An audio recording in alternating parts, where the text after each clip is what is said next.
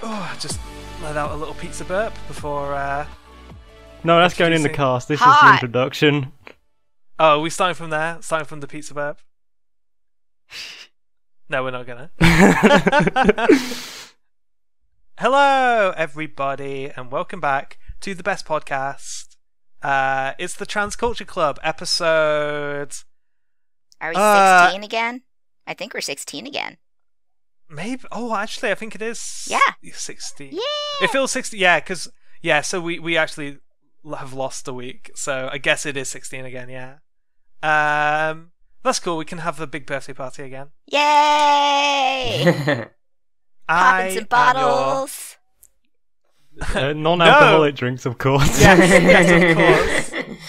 Non-alcoholic drinks like Alco Pops and a lemonade bottle that was emptied and filled up with cheap lemonade and vodka.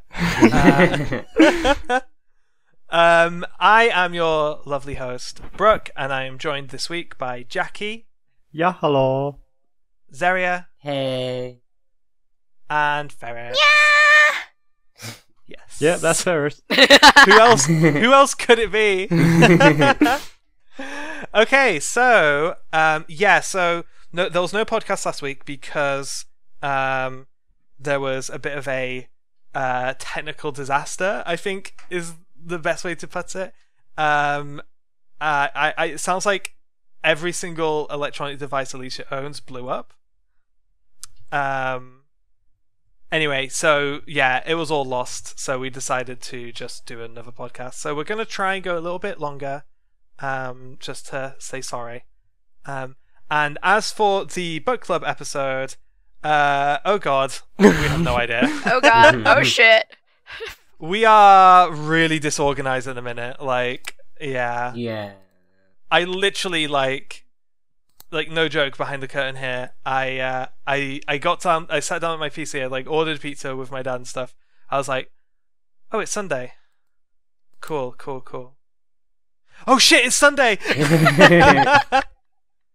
Literally 30 minutes before we usually start recording. Nothing had been said. I'm atting everyone in Discord can we record a podcast tonight? So yeah, we're really disorganized. We need to try and do a little better in that. Yeah, we need to not, but also we are the Disaster Gay podcast, so I guess this is kind of part of our brand. Our trademark. Yeah. It's our brand. Yeah. It's like if we ever get our anxiety synced up, we'll just disappear for a month. Oh no. I laugh, but it's so real. It's very real. It's like the myth about periods syncing up. Yeah, for gays, it's your anxiety. Yeah. Oh no. Absolutely Right, synced okay. anxiety. Yeah. Okay, so I think we should probably start with last week's topic. I think the only topic from last week we're bringing back, which is I don't actually know the name of the movie, but it was the Scarlett Johansson project about, is it Tex McGill? The project was called, I believe, Rub and Tug, and the historical figure in question was a transgender man named Dante Tex McGill, as in Dante, and then in quotes, Tex McGill. And as everyone has probably heard, Scarlett Johansson. Yeah. So so real talk, I think this movie's done. Okay, so we're gonna start with the bad, and then we're gonna get to the good, because there is some really good transgender casting news that we're gonna segue into. But let's start with the bad, right? Let's do it. A Hollywood movie about a trans person doesn't work unless they can get away with casting a cis actor that they can sell, because there aren't any trans actors that they can sell because trans actors don't get work. So I think now that they know they can't get away with casting a cis actor, I think they're probably just going to can the movie, and maybe even be as shitty as to blame the backlash for it. That was definitely a fear we talked about last week. Okay, so they could do the responsible thing and move forward with a trans actor, But the unfortunate nature of, like, studio films is that if you think you can't sell it, then you just can't it, which sucks. Yeah, it does. But at the same time, you know, I don't think I want a trans movie coming out if that was the way it started. Oh yeah, absolutely. I don't think I'd shed a tear about a trans movie like that getting canned, because it's not really a trans movie. It's a cis movie. It's a cis movie. It's a movie made by like, cis people. You know what I mean? We're just like playing into cis people either wanting to be like, oh look, I'm progressive, I'm seeing a movie about a trans person, or just like going to see it and letting it play into all their preconceptions about trans people. So yeah, don't miss it. Won't miss it. Bye. But like, if we, oh god, it's like if we take away the like trans people, cis people's right to play trans people, then how are these poor white cis actors going to get their Oscars?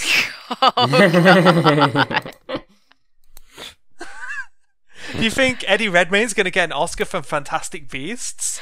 I forgot those movies even existed. Well, didn't he also get an Oscar for like pretending to be a disabled person? So. Oh no! Oh god, yeah, that's right. Yeah, that happened. So they could just go back to. Oh, I was just gonna. They could just go back to that, but I'm like, that's a bad taste in my mouth. Does he have the same track record as ScarJo for playing minorities? I believe he does. If the track record is so far 1.5 for ScarJo, yeah, because he'd be 2. He did. He would be 2. Yeah. But he's in Fantastic Beasts, which is associated with Johnny Depp. So let's call that 2.2. Yeah, I think he's outstripping ScarJo now. Yeah, okay. Cool. To be fair to ScarJo, I think there are at least 3 people who deserved more of a bollocking than she did. I think the casting director, the director, and her agent. Oh god, yeah. Yeah, all should have landed on the same fire. But the difference is, right, is that, like, if a casting director lands on the shit, they get sacked and nothing changes, right? Right. Like, where if the biggest Hollywood actress in the world lands in the shit, then, oh, would you look at that? Something's changed. Yeah, you know? I definitely think that, as shitty or unfair as it may seem to someone from the outside, like, you really just need to roast the biggest people out there, especially after the really, really insensitive statement she released. Well, that was her press team. No, I think didn't they say that it was like from her though? I'm pretty sure we can fact check this now, but I remember reading it, like, Scarlett Johansson's press, like, PR team put out a statement. Like, that's the way I remember it. I can try and look into that. Yeah, I mean, my recollection of it was, like, her press team went, Scarlett, do you have any, like, comment on this? Yeah. And then she fired off something. Okay, so Scarlett Johansson's rep previously sent a statement. Yeah, it was her representative. Oh. Well, that... Yeah, Johansson's rep previously sent a statement. Oh, God. Okay, sure, I accept the privacy policy. Sent a statement to several media outlets in response to the backlash, which didn't help to quell the controversy. Tell them that they can be directed to Jeffrey Tambor, Jared Leto, and Felicity Huffman's reps for comment. We don't like any of them either. Yeah, it was her rep. I mean, like, real talk, this doesn't hurt Scarlett Johansson in the slightest. I mean, if it hurts her feelings because she sees all the memes on Twitter, that's one thing. But she's still got a Marvel movie coming up. She's still, like, the highest paid actress in Hollywood. Oh, God, I think it's just really inspiring that a Japanese actress can get so far in Hollywood. God. I'm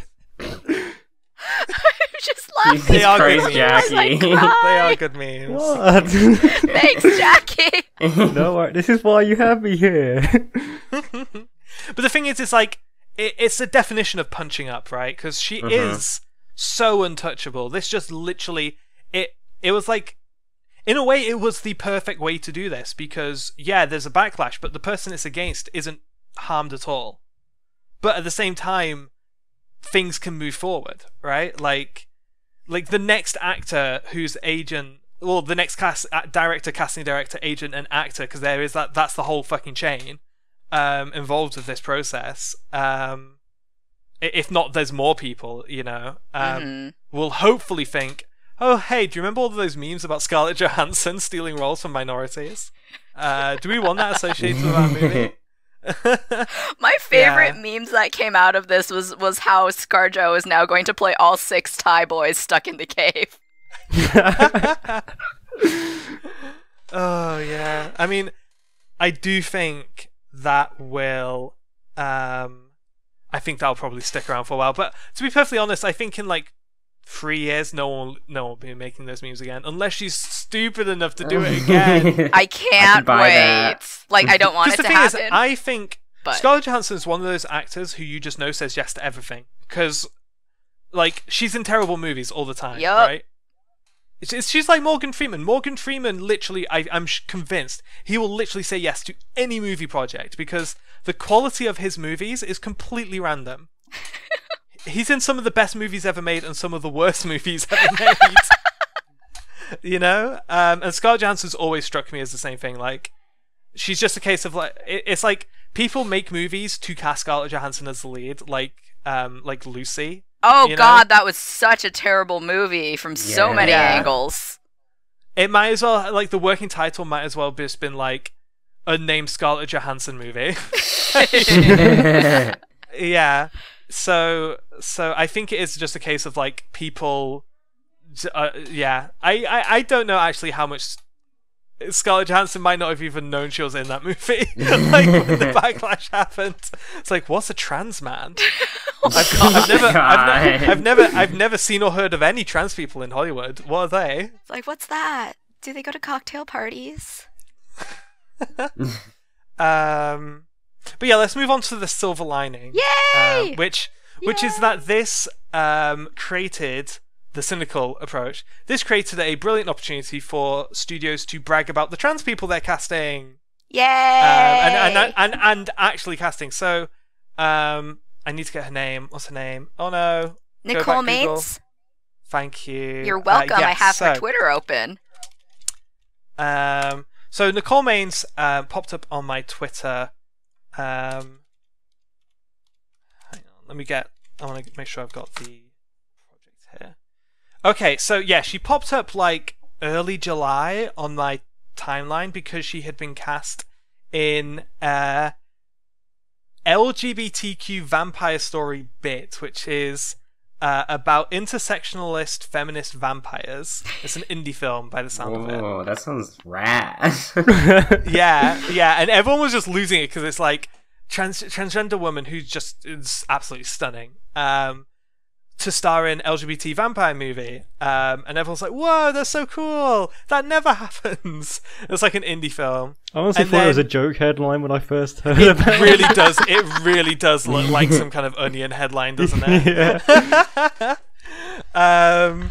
But just this week, the same actress got cast in the TV series Supergirl as TV's first transgender superhero. So yeah, that's Nicole Amber Maines, who is very quickly heading to become probably the most prolific trans actress. I mean, up there with Nomi. What's her actress from Sense8? Off the top of my head, I don't know her name because she's literally only been in that. Bless her. I'm trying to. There are names swimming around in my head. Jamie Clayton. I know that. I do know her name. It's Jamie Clayton. What about and Laverne Cox. Yeah. Yeah. Yeah. That's that's going to be the trifecta. And there was a trans boy in OA, which was a Netflix series. Really? Oh shit, Ferris, do you not know about this? It was a trans Asian boy. No! Yeah, hang on, I'll find oh god, I hope he was Asian. I know, you sold this big and now you're I'm sure he is. I'm sure he is. And you got to come with the goods now. OA trans actor. Yeah, so the OA cast transgender teen for the role of Buck. OA was not particularly great, by the way. Yeah, I remember reading about this when it came out. So they actually straight up just put out a casting call for like trans teenage boys, and like they were just like, those don't exist in Hollywood, and they're like, okay, that's fine, we'll go find one, you know? Yeah. So it was literally a case of like this guy in school, I don't even think he had an agent, you know, just saw something online and auditioned, you know? I feel like I saw tweets about that and was like, well, I'm not a teenager, but I sure can look like one. Oh, I'm gonna have to go look him up. And Is he not Asian? I swear to God, his dad was Asian in the thing. Okay, it's Ian Alexander. I'll find images of him. What's his character name? I'll put his name in here so you guys can have a look. A trans character. So, listeners, how was your day? Mine was Sorry, lots mine of was Googling. great, thank you. I haven't done anything today, so it's alright. I watched a bit of Megalobox. It was alright. Ah. Oh yeah, he is. Okay, good. Thank God he is Asian. That was like a genuine moment for me. Like, no, but he is. So yeah, Ferris, you should check that out. It's not good. The OA is not good, but representation he's so cute, matters. though. I want to like support him. Yeah. Oh, he's according to IMDb, he is going to be in The Last of Us Part 2. Ooh, cool. I'll hear him then. Yeah, so it's just going to be the big gay game. Oh, how exciting. Who's he playing? Is it like a named... does he have like a name attached? I just see it like Ian Alexander is an actor known for the OA Every Day and The Last of Us Part 2. So that is all I see. Let's see if they have the role named. Lev, voice. I don't know who that is. I've never played the game. It's a named character though. Yeah. So that's why I was checking, because obviously lots of video game roles are like grunt, unnamed grunt, you know. Yep. Yeah. Mm. Oh, that's cool. I'll listen for him. So yeah, so that's our roundup of every trans actor in Hollywood. Okay, that's the episode. Join us next week. Yeah. But no, I think it is good. I think that's the flip side, right, of bad PR, is it gives studios opportunity to make good PR for themselves. Yep. Like going out of their way to cast something because they know it can be good PR. I mean, I'm not saying that was happening, obviously. The timing is way too short for it to have been on purpose. I'm sure that character was written and was being casted months and months ago. But at the same time, they can actually use that to really boost it, because I'll be honest, I'm probably gonna like tune into Supergirl season 4. I don't think I need to see seasons 1 to 3 just to see what she's like. Yeah, I'm always just like, oh yeah, I'll pop in, check it out, cheer her on, and then go back to forgetting Supergirl exists.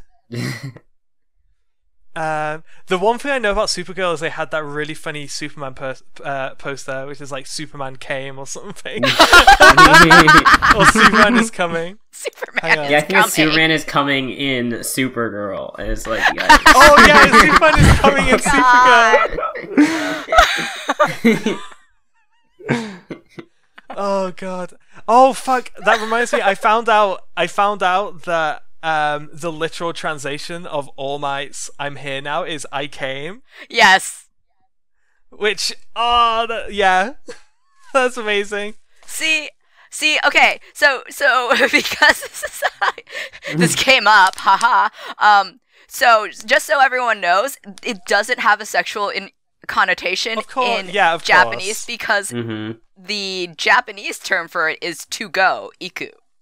Yeah, I've read enough H manga untranslated to know that. Yeah. So if you don't literally read H manga every day like I do. Yeah, I mean, it's like Veni Vidi Vici, right? I came, I saw, I conquered. Isn't a sex thing in Latin? Nope. Now I'm just thinking of... That's Caesar's noble phantasm in FGO. Thanks, it's ruined now. Yay. Well, I mean, come on, that's what Romans do. Yeah. Yeah. What do Romans do? But fuck. But fuck. But fuck. Oh, Two but T's. fuck. Yeah, so that's good. There we go. That's a nice balanced topic. That's a yin and yang topic right there. Yay, sexual innuendo and trans representation. Cool. Speaking of representation.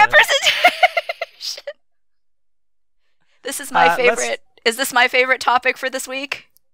Yeah, shall I just let you talk about Voltron? Yes, yes. Can I talk about Voltron? So You your have reading permission. list this week is Ferris's Twitter. Yup.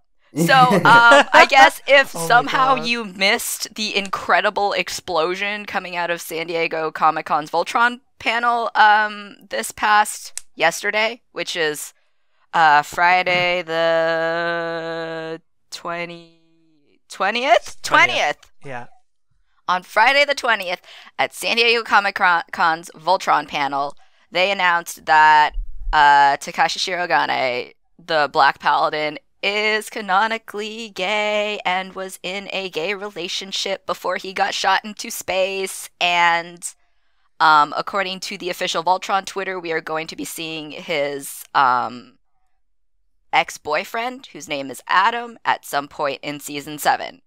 And a great cry went up through all of Twitter because Shiro is now officially a gay Asian disabled man. And it's incredibly exciting. With trauma. With PTSD, and yeah. who is just like an incredibly charming And really big and strong. and strong and charismatic. and relatable character. And the leader. And the leader. And the leader. And Yeah. Asian without having any sort of character motivation that has to do with honor. And who isn't doing kung fu everywhere. It's so exciting. Okay, but that is the one downside, though. He isn't doing kung fu everywhere. I mean, Yeah, he could. It would yeah. be pretty hot. Yeah. I mean, now he's gay, he probably should be doing more kung fu. Oh, absolutely. It's just what yeah. happens when you come out as gay. It's like being downloaded into the Matrix. You're just like, I know kung fu. I was just about to make that damn. Oh, God damn it. Beat me to it. Yes. Yeah, so, like, okay, what's the over-under here? Is his boyfriend a hunk or a twink? They haven't like confirmed, but from the trailer, it looks like he's kind of like a twunk. Like, okay, so they show a man in the trailer, like, talking to Shiro, and they kind of look like they're having some gay angst. So just from that, you can kind of guess that that's supposed to be his boyfriend. They haven't confirmed it yet, but if it is that guy, he has glasses, he's in the military. He kind of looks like a twunk. Okay. He's kind of Because Shiro is the hunk, right? So yeah. He's grade A beef. There we go. God, do you think do you think there's gonna be like handkerchief references and shit now going forward? Oh or... my god. I was kind of wondering, I was like, are they gonna like go deep into gay culture? Are they gonna establish whether he's like a Lady Gaga gay or like a Lana Del Rey gay? Like God, I'm barely keeping up with this. Like my like male gay like culture knowledge is incredibly surface level. that's why I'm here. Yeah. No, but I just need to start watching Queer Eye. I've been saying it for fucking ages now. I need to start that series. you know, it's actually really fun. I know, that's why. really enjoy it. Yeah, I've heard nothing but amazing things about it. They're just But it's like it's really kind of hard for me to motivate myself to like go out and consume just like male gay stuff, because it's like diametrically opposed to my. It's like all the way on the other side of the fence from where I am, I guess. It's like the yin to your yang. It's like if you're red on the spectrum, it's completely violet over here. Yeah. But I really should. I think after I catch up with Voltron, which I've actually started watching. Catch up with Voltron and then catch up with Queer Eye. There's your gay representation right there. Yeah, so my fucking watch history can be a direct message to Netflix HQ. More gays. More. Look at this. Yeah. They make the money. Have either of you guys seen any Voltron? No. I've seen a compilation of a bunch of references to mecha anime, but that's it. Oh, I don't like the mecha in it at all. It looks really dumb. They're like all in like robot dogs. They're cats. and- They're lions. Okay, No, that's robot cool. That's like lions. Sentai-esque. That's good, actually. Yeah, it's cool. Mechas are good. I like them.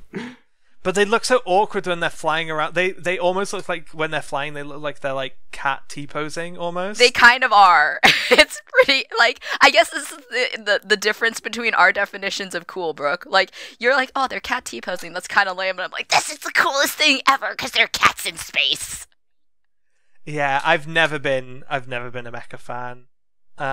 Sometimes I don't mind it sometimes, but like the more it gets into like the toy robot category, the more I'm just tuning out. I do feel like with Voltron, at least like this most recent iteration of it, you're not there for the mecha. Like the mecha is just an afterthought. Yeah, and I'm not, because I already like a lot of the characters. They're all very endearing. Yeah, it's good. It is good. Funny enough, I actually started it like 2 or 3 weeks ago. Got like 5 episodes in, and I was just like, maybe later. I don't know, not for me. And then the Shiro thing happened, and I'm like, okay, cool, we're watching this. Yeah, we'll watch this.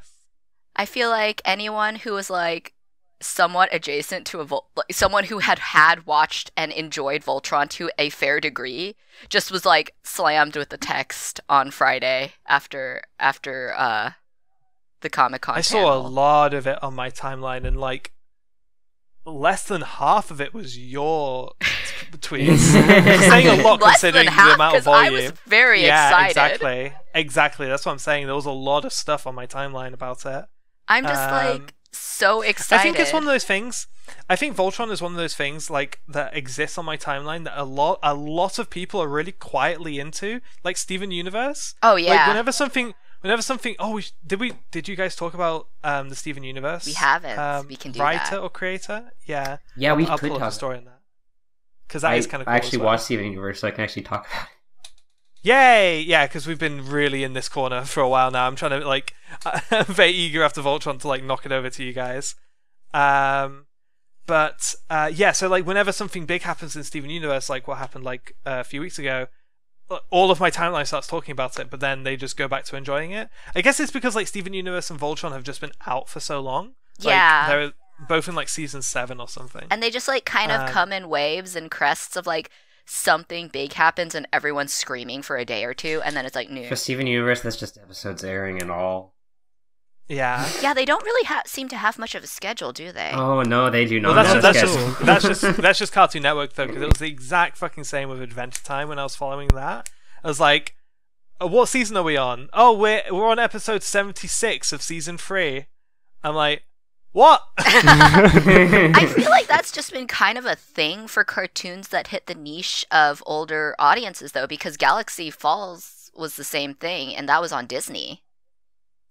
I think if it's Yeah, not like aimed very directly at like younger kids, Gravity they're like Falls. confused Oh my God, about I when said to air Galaxy it and Falls. stuff. No, it's fine. Galaxy Falls actually sounds cooler. I said Galaxy Falls because I was thinking about Jackson Galaxy.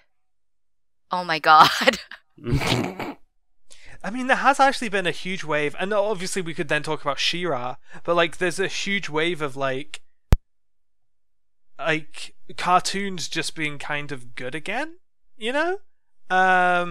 Like Western cartoons just having like their own really kind of cool niche. Like Steven Universe has made itself like its own niche, right? Yeah, In absolutely. what it is in cartoons. Yeah.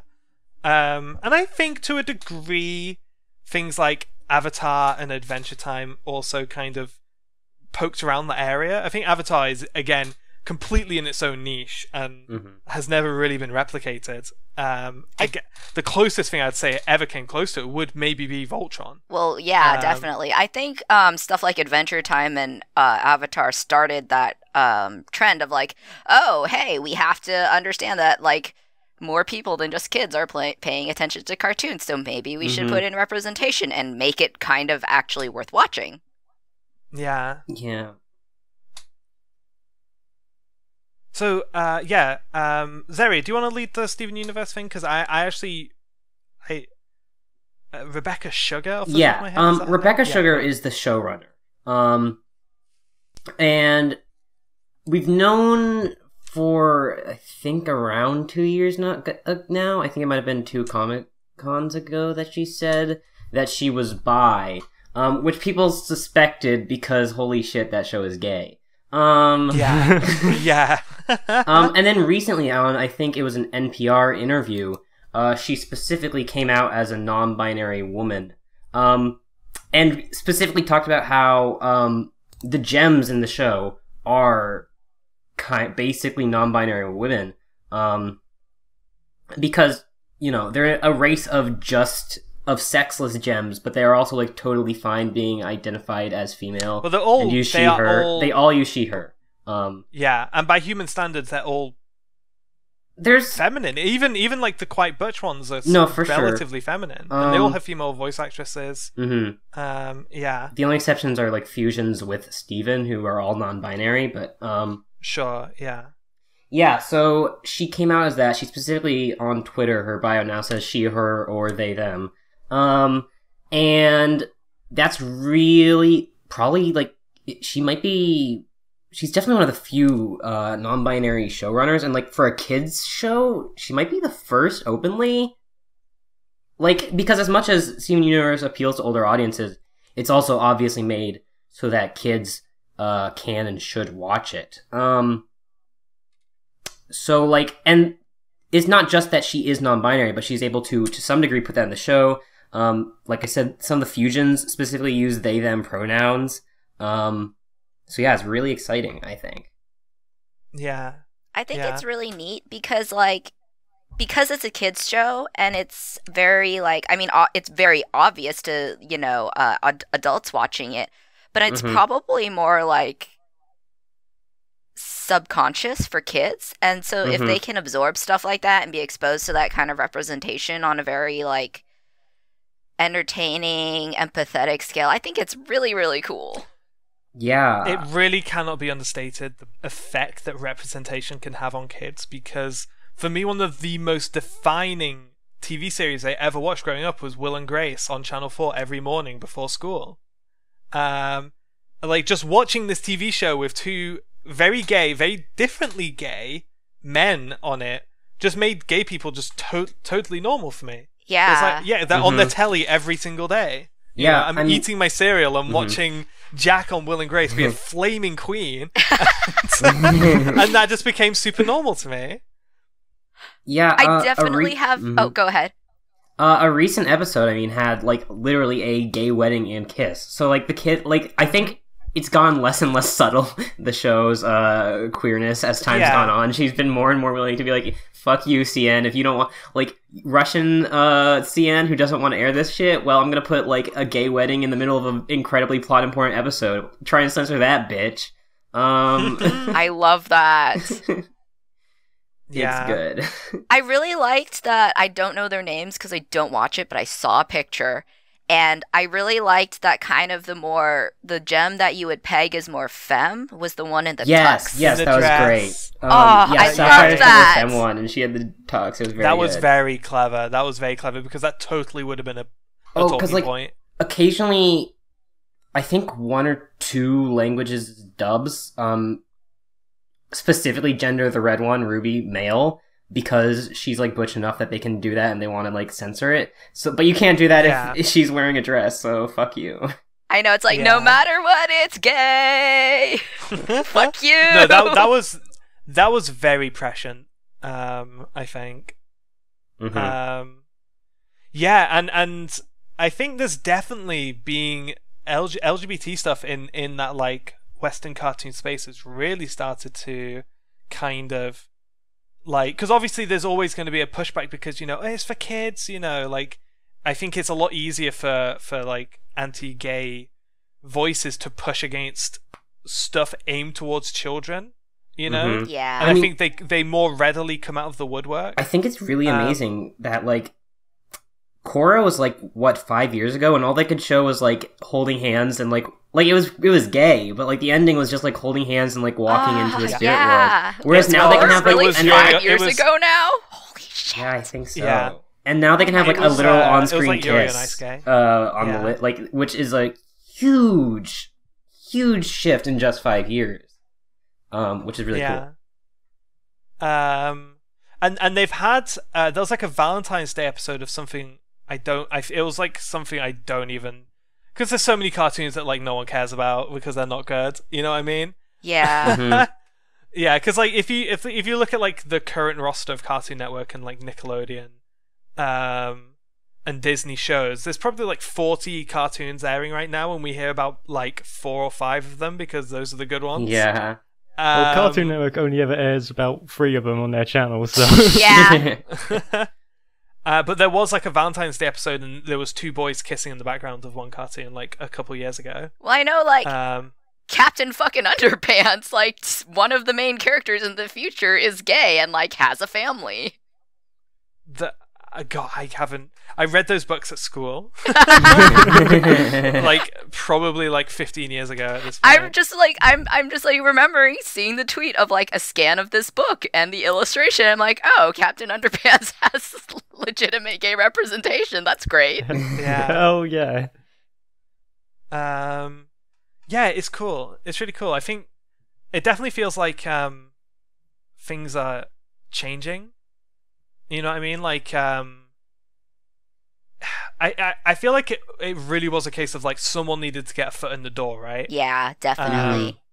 And God knows who that was. Maybe you could argue it was Korra, but I feel like that. I think it might be more fair to some of the more recent entries, because, like I say, Korra was, you know, as far as canon as it is in like, I mean, even in the main material, but like every interview that came afterwards and additional like canon comic books, but like the actual what happened on screen in the finale was like very Yuri on Ice, not explicit. You know what I mean? Right.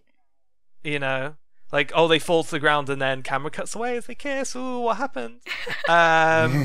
You know. Yeah, I think it's good that, like, as great and like groundbreaking as some stuff that's out there that can put in like plausible deniability, the fact that now you cannot deny it and it's like incredibly important and no one can try to twist it is so great. I think it's great that we can look at like something from 5 years ago and be like, wow, that sure is like lacking. Like, it's good that we've made enough progress now. And it was like incredible when it happened. Yeah, like the internet was on fire and it was incredibly exciting, but you're like, oh yeah, they only really held hands, huh?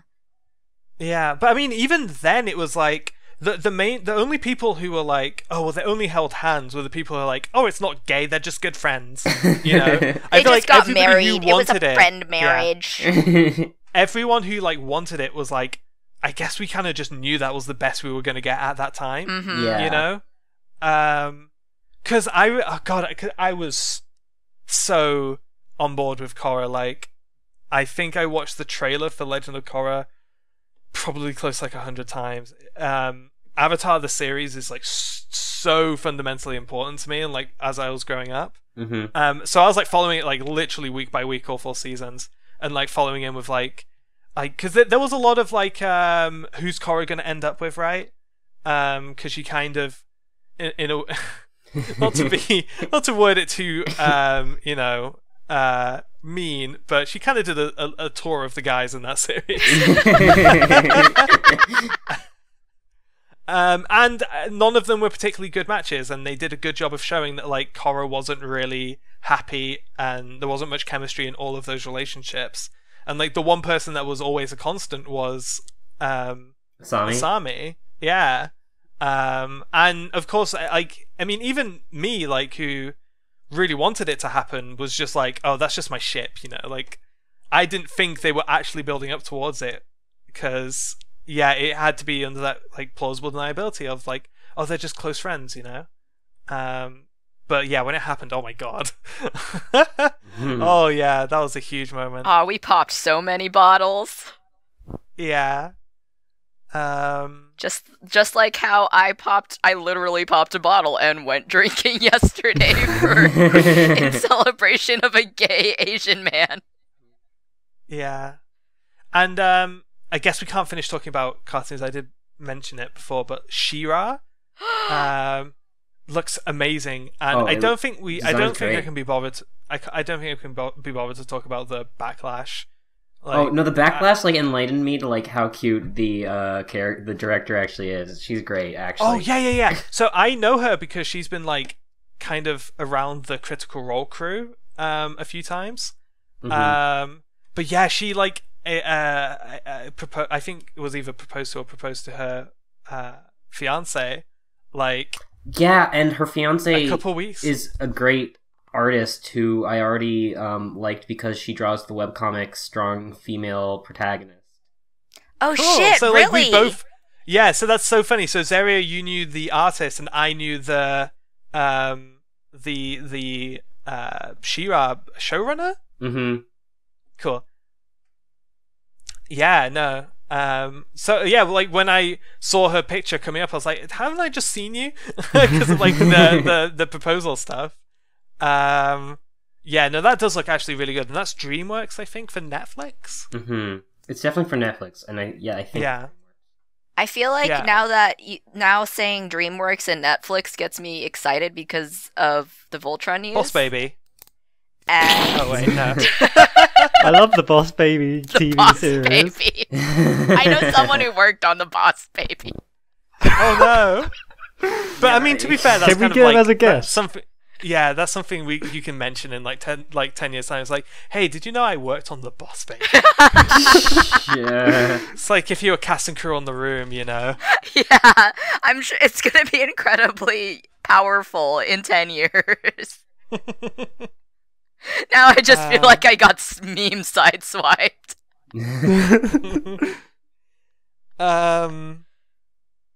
Oh god. DreamWorks. Well, where were we up to with She-Ra? She-Ra, I just wanted to say that her design is adorable, and I'm incredibly excited. And I like that it feels to me like a tiny callback to Sailor Moon, with like the fluttery skirt and everything. I love it. Yeah, a I great guess design. I that really like shit. the. I really like her sword design. That thing's hefty. So excited. Yeah, I am excited about She-Ra, especially because it's on Netflix as well. Mm-hmm. As well as the Dragon Prince, which I don't think we can actually talk about from an LGBT standpoint. It is someone, I think, the head writer from Avatar is on the project. It's a 3D animation series. It looks cool, I guess. And I'm kind of. It's only really the Avatar connection that's got me interested for that. And I guess, God, like I'm trying to think. I guess the last thing I would want to mention in this little like cartoon corner we found ourselves in is Genlock, which is the next Rooster Teeth animated project, which starring Michael B. Jordan. What? As the protagonist, and they just announced that. Oh God, his name Evan something Narcisse. Evan Narcisse. That looks French. I'm not sure how to pronounce that.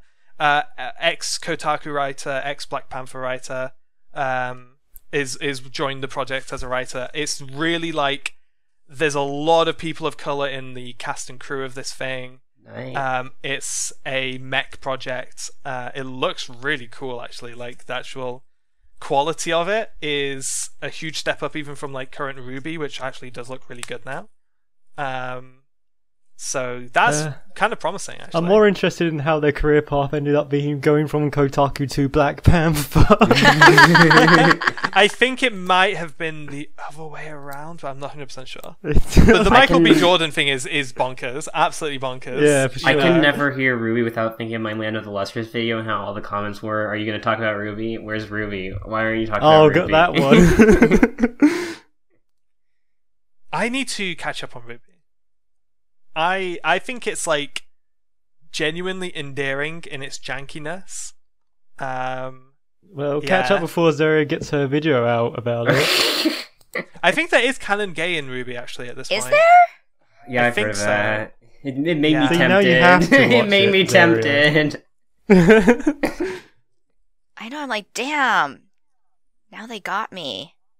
Like that's crazy. We literally just spent like 25 minutes talking about cartoons, and we talked about like 10 different cartoons. It's a good time for cartoons. Holy shit! We're gay. Yeah. Like Yeah. I really just like came to that conclusion of like, holy shit. And we didn't even talk about like, you know, like the adult cartoons like BoJack Horseman, which are doing really well.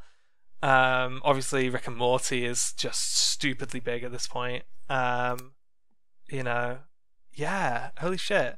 This might be like, we might be entering like a golden age of cartoons. I'm pretty excited. Like, I feel like maybe 10, 15, 20 years ago, there are a lot of really groundbreaking cartoons going on. Yeah, for sure. And now we're back. The cycle is back. We're here. And everything is gay. Yeah. God, I mean, even when if you think about it, even like Rick and Morty is like confirmed gay as well. Is it? I haven't watched enough. Yeah. Rick is like confirmed pansexual. Oh, that's awesome. I mean, maybe not in the way you'd. Maybe not in a super great way. It's just that like he fucks everything. Like that's how that plays out. But I mean, yeah. Shit. Oh, what the... Sorry, cut that out. I just realised Blackland's uploaded something already during the recording. Wow, rude. That's competing. That's in the contract. There's a non-competing clause. Yeah, how dare you? Oh, cool. Let's talk about let's finish talking about cartoons and start talking about anime. Oh yeah. Two completely different things. They don't mean the same. They're not the same word. Let's move on swiftly. Yeah. I haven't really been watching anime, so I'm just going to bounce this one off and go get some water.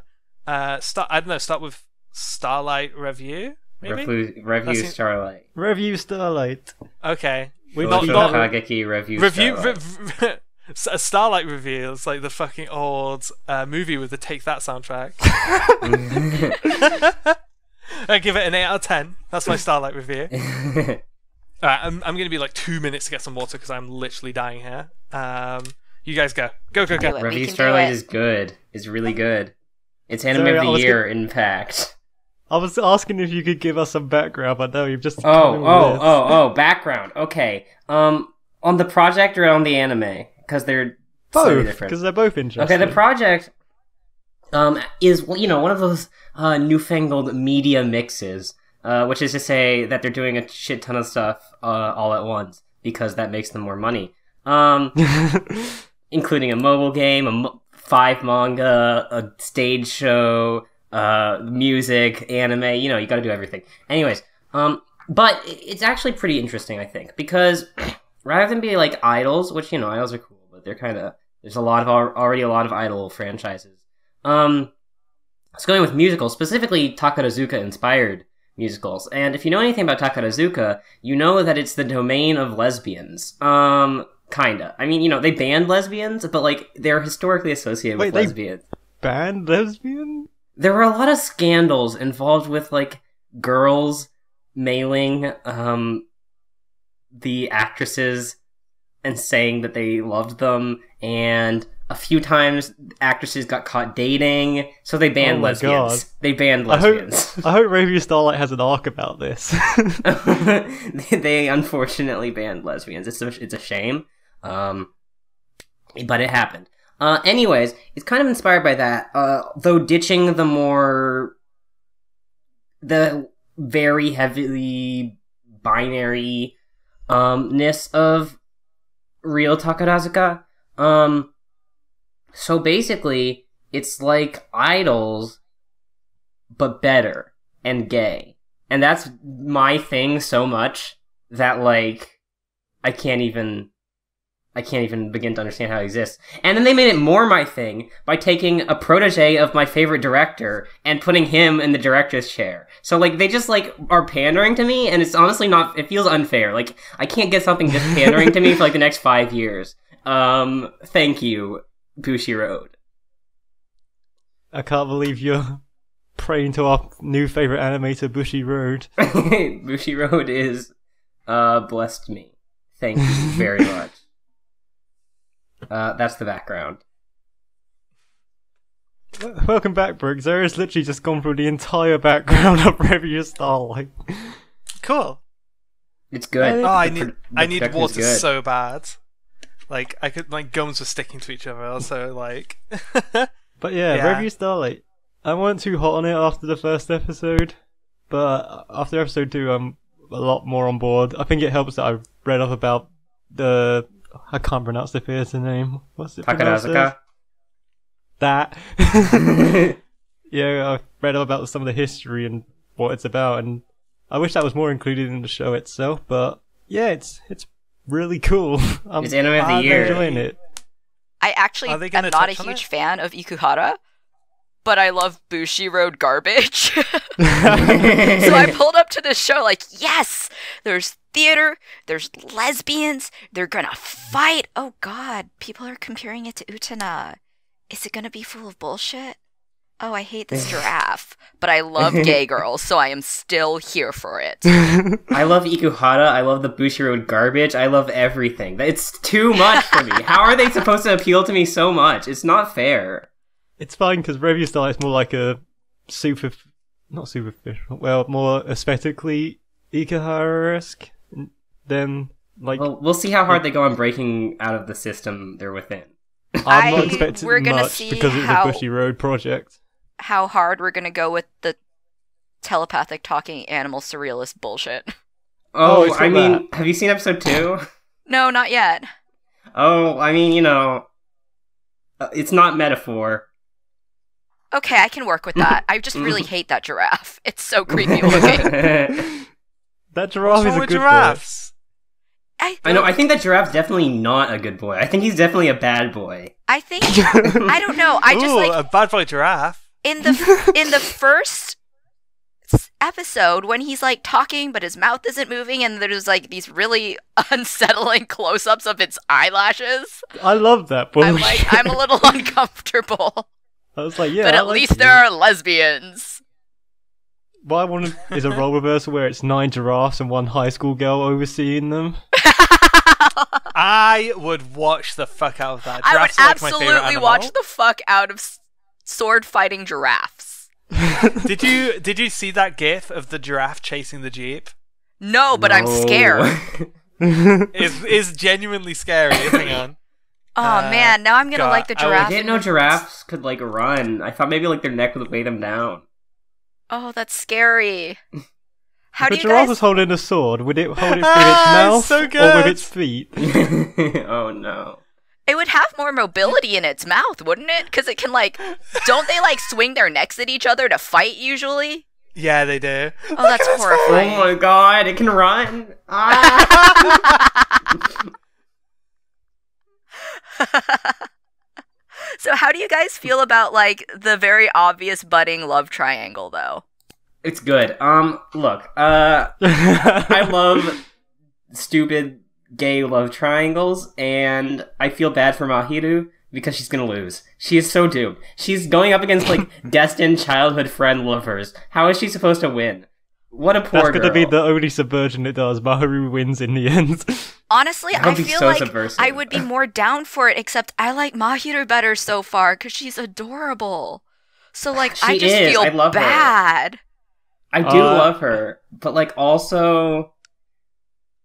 I don't know. I do really love her, but I I'm also re- feel like I love dramatic, tragic love triangle bullshit. I can't wait for when she fights her and, like, the jealousy yeah. comes out in the duel and it's gonna be good. I can't wait for the reacts of Why? that. Why do you like love triangles? Because I like torturing characters I love. That's fair. Mm, I guess that's I fair. guess. I just get frustrated because I always end up having really strong feelings about it, and I'm always like subverted, and then I feel angry, and then I get bitter. So the real talk, the bullshit with love triangles is that it's an excuse to never pay off. It's Oh, like a way shit. of putting. It's like a way of putting romance into something without ever having to actually pay it off. Because- I'm not sure that's the case here. Nah, definitely not. This show's isn't going like really hard on Nisekoi. the... Yeah. I think that can be the case. I don't think that's like always the case with love triangles. It's often been the case, and every time, it makes me angry. It's just, I don't like it. I'd just literally rather there wasn't any romance. Yeah. I mean, that was the infamous kicker with like the end of Ranma, right? Like they're gonna get married, and then suddenly it doesn't happen, and life goes on. I mean, that in itself is fine. Like, if romance doesn't work out, that's fine because that's a conclusion, you know. Where I feel like the problem with love triangles is very often there is no conclusion. I don't know. I think perhaps this is coming from I'm seeing Refugee Starlight a lot through like the lens of like it's Yuri, and like Yuri manga love triangles usually have actual conclusions. I can buy that. I don't have enough experience in that category, but I can absolutely buy that. Yeah, people could tend to get annoyed if there's absolutely no conclusion, at least in Yeah, manga. Generally I'd say there's a lot more conclusive romances going on there. Oh, I just feel bad for Mahiru right now. Oh, I do feel very bad, though. But feeling that... I think her feeling bad can bring out the best of her somehow, and I'm hopeful. I need to start watching this. Yeah, it's cool. Good. Give it a look. Yeah, I want to pick up this in Cells at Work. Cells at Work is cute. It's I like very that a cute. lot. The platelets are cute. They're good. I'd I keep fuck a hearing about the lymphocyte. platelets. Ooh. See, it's one of those animes that just makes these like just magical sentences happen. Like, I'd fuck a lympholyte. Like, Well, what? It was bad because at first I was like, oh, I'd fuck a white blood cell. And then my friend was like, no. Here's the lymphocyte. He's beefier. And I'm like, oh, yeah. Like, why two of the seasons of red blood cell? Who would have thought it? I mean, she's real cute. She is She's real Adorable. cute. I love her so much. Yeah, and you're still watching that. What else is good this season? I don't know. Catching up on wait, Urusei Let Yatsura. me check my list real quick. Banana Fish is pretty cool. Oh, yeah. Oh, that's Banana gay. Fish. Very gay. It is gay. It is very gay. Incredibly dated because, like, the manga was originally running in, like, what, the 80s? Yeah, it's got a lot of rape. Yeah. So be Yeah, it careful. does. Ay. But it is gay. It's definitely one of those like works that was very groundbreaking at the time. So even if some of the content hasn't aged fantastically well, the fact that they were able to do kind of like this gritty gang / what was it? I haven't actually seen it. Stuff. There's drugs. It's just like it's a very gritty storyline, but still really gay. And I think that's fantastic. Oh, I need to start watching Free, the new season of Free. Season yeah, 3 of that's Free is actually like happening. really good. It's like Yeah, tying in like Free both is good. seasons and the 2 movies. I know, I need to see the movies. That's the problem. Not That the is recap problem. movies. The like one of them's like set in middle school, and the other one's a newer movie that like bridges the gap from season 2 to 3. And it's like tying all the characters into like this really neat narrative that it's good. It's really good. If I'm praising an all boy show, then like it's gotta be good. I get that. Zeri, I do genuinely appreciate that. They're in college now, though, right? Mm-hmm.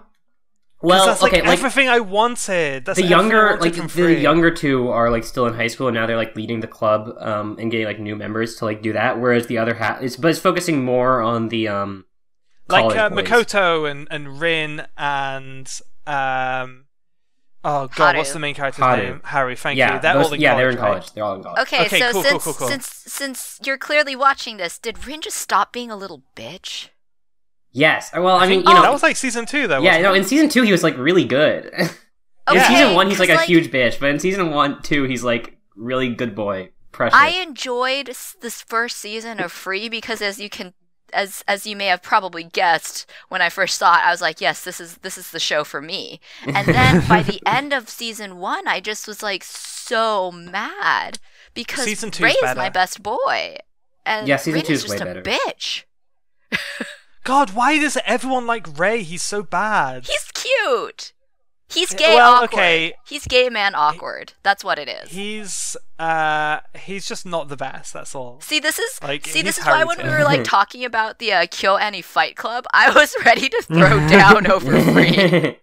Yeah. See, I just don't know if I can bring myself to trust anyone who doesn't think Makoto's the best boy. I mean, okay, from a purely aesthetic standpoint, I would hit Makoto so hard there would be nothing left of him, especially not his tits. They would just destroyed. He is best boy though. I just really like Rei. I would die for Rei, but Makoto is best boy. Cool. I'll take that. It's a good show though. Go watch it. Oh, I guess I'll actually have to watch it. Ouch.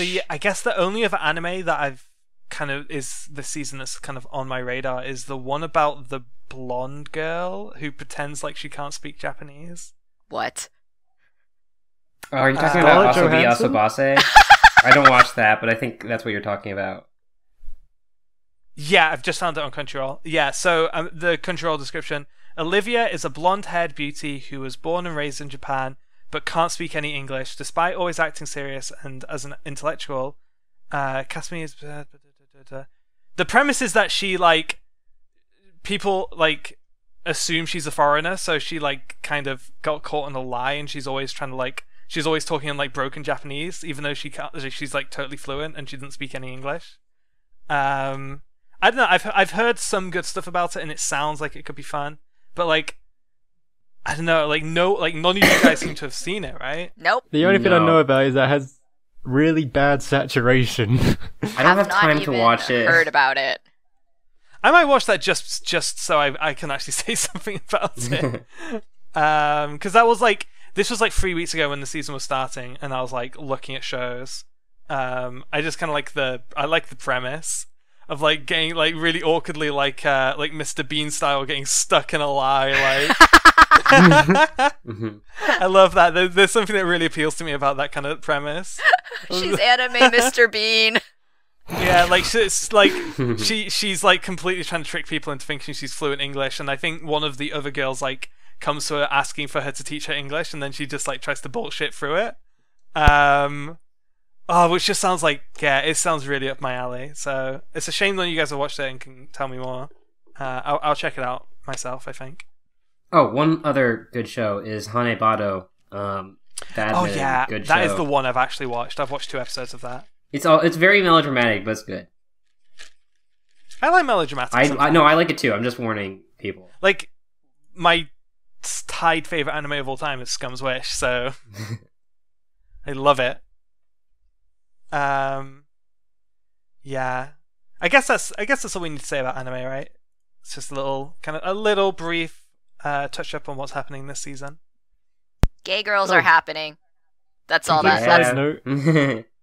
Complete side note. Congratulations to Rumiko Takahashi for getting to the Eisner Hall of Fame. Fucking finally. What's this? Yeah. I wouldn't check their Hall of Fame. They do not have enough Japanese people there. Come on. Okay, Eisner Awards. Most comics, at least non-web comics, are coming from Japan, right? You could at least afford to put in more mangaka. Are you serious? Yeah, honestly. I know.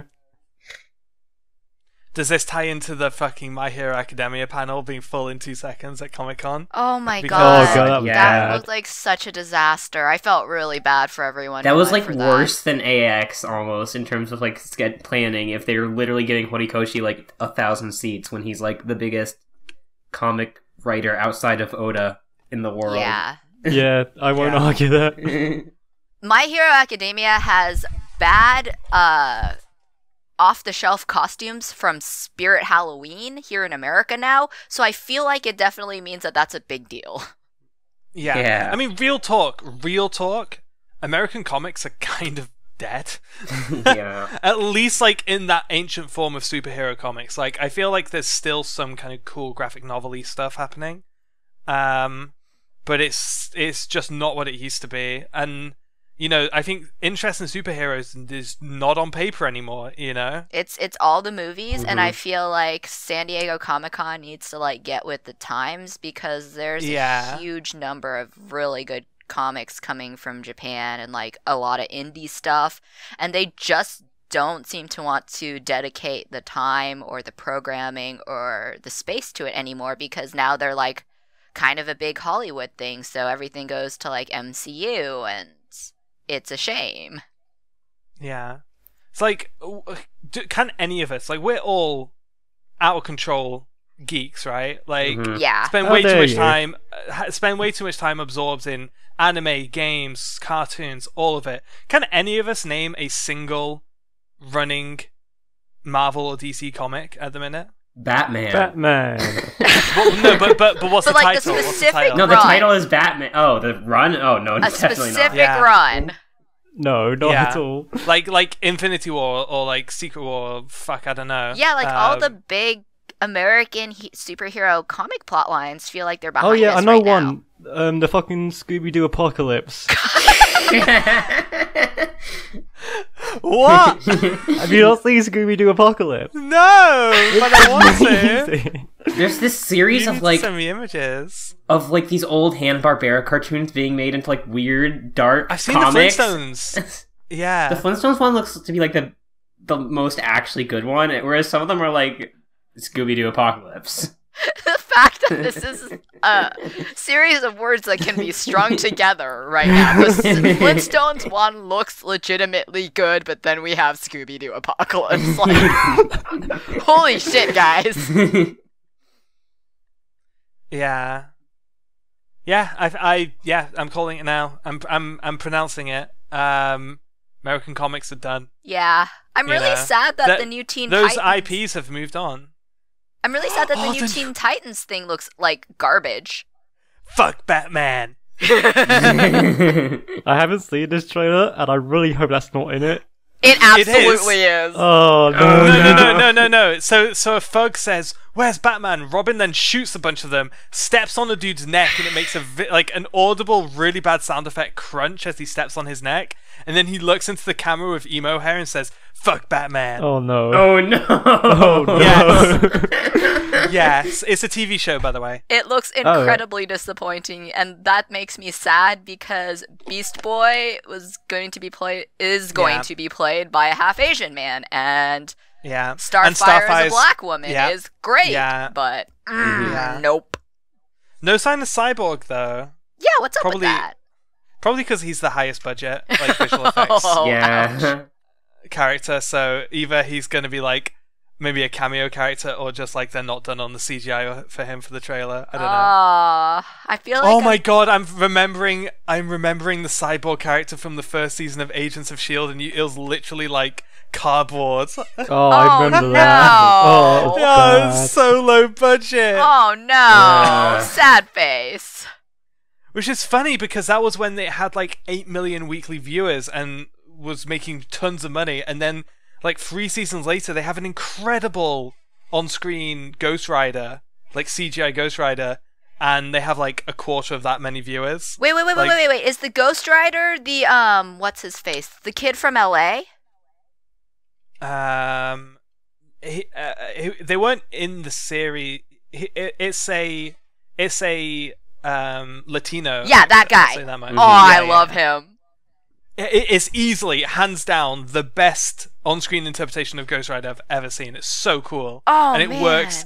And you care about the story, you care about the character. Ghost Rider looks fucking badass. Yeah, it's such a shame that it was like, half a season arc of that character. Oh, I need that's to too catch up on bad shows, to be because I love that version of Ghost Rider. I feel bad Yeah. I can't remember his name anymore, but I followed the comics when it was coming out. Yeah. What were we talking about? Teen Titans, right? Yeah, Yeah. and how it looks So, awful.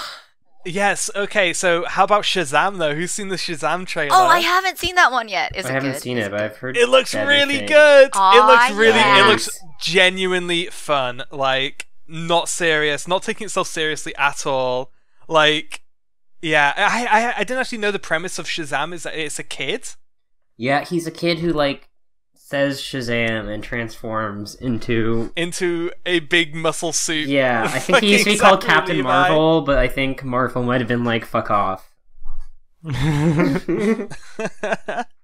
Yeah, it genuinely looks like it could be the best DC movie.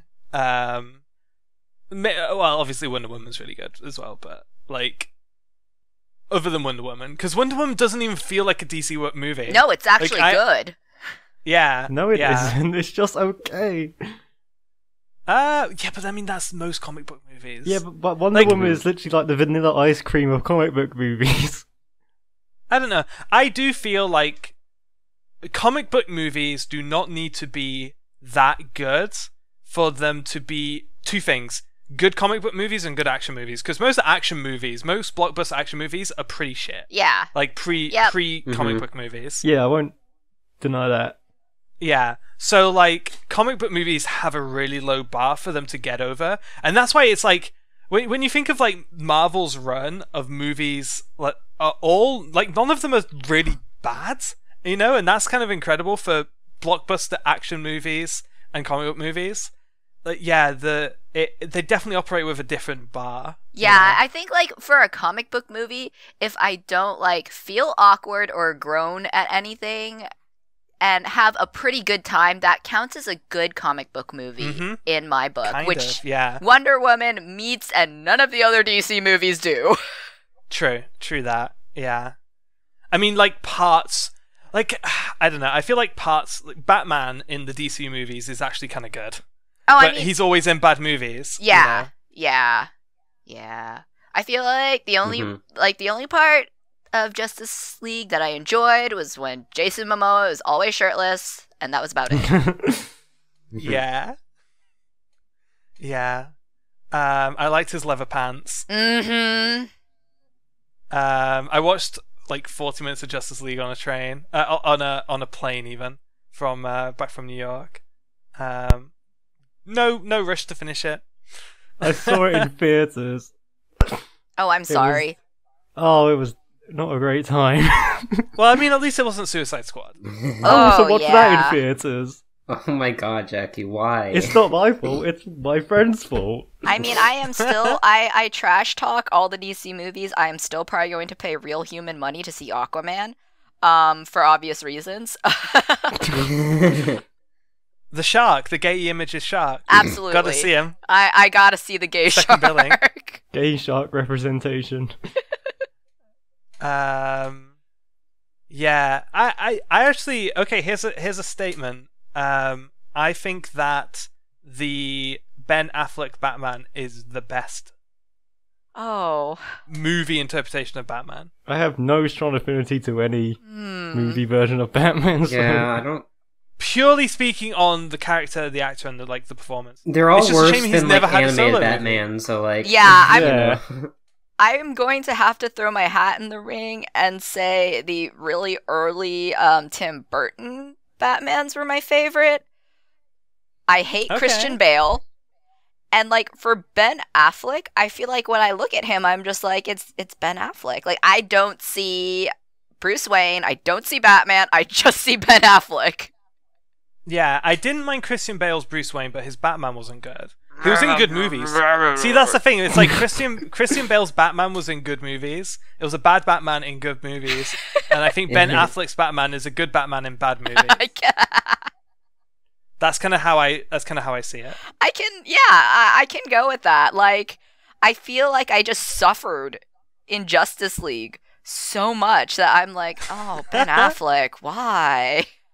Yeah.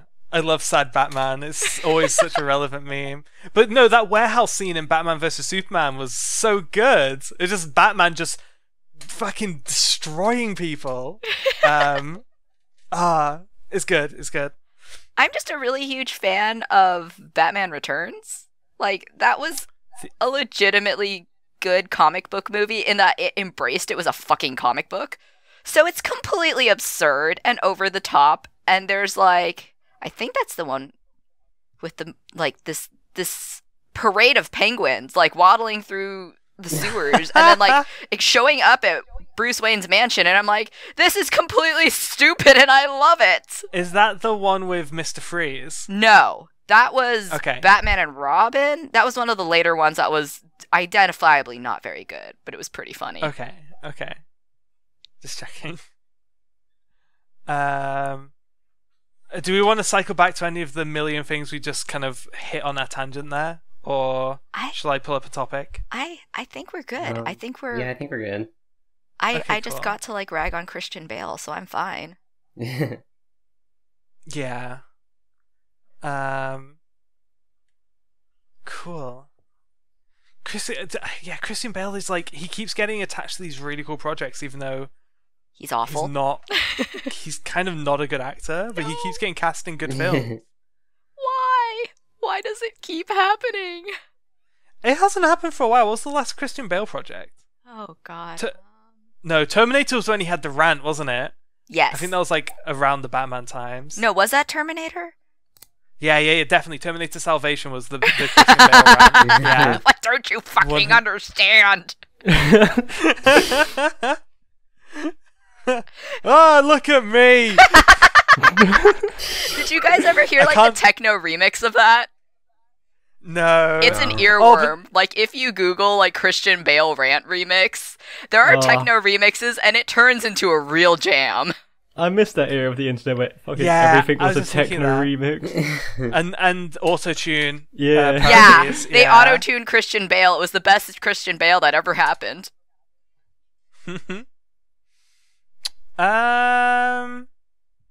Okay, let's talk about... oh god, let's talk about me, I guess. Yeah, let's do it. Tell us everything. So, I literally 2 days ago finished up filming. I guess you would say wrapped up in the industry, because I am in the industry now. That's a wrap. It's a please verify book, thank you. Oh, 100% I'm going to be trying to get a verified checkmark when it comes out. Give her the blue tick. Oh god, yeah, get the blue tick, get like your official IMDb page. Oh my god, I hadn't even thought about IMDb page. That means you're really in the industry. God. Oh my god. I'm having so many second thoughts. So, yeah, for the last year I've been followed as part of a documentary series for Consensually. Yes, consensually. For this documentary project for Channel 4, which is a national TV station in the UK, and a pretty big one. I think Channel 4 is probably the second biggest hitter. Would you say Channel 4 is bigger than ITV at this point? I'd say it's the fourth biggest.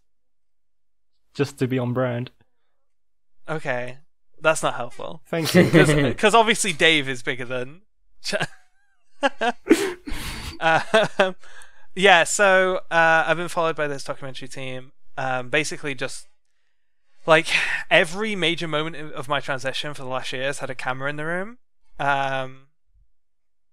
with a few exceptions. And yeah, it's been really crazy and this super defining thing in my life, and I got so many opportunities out of it because of I got to work with a personal trainer to help with my fitness. I got a trip to New York, and I got some hair work done,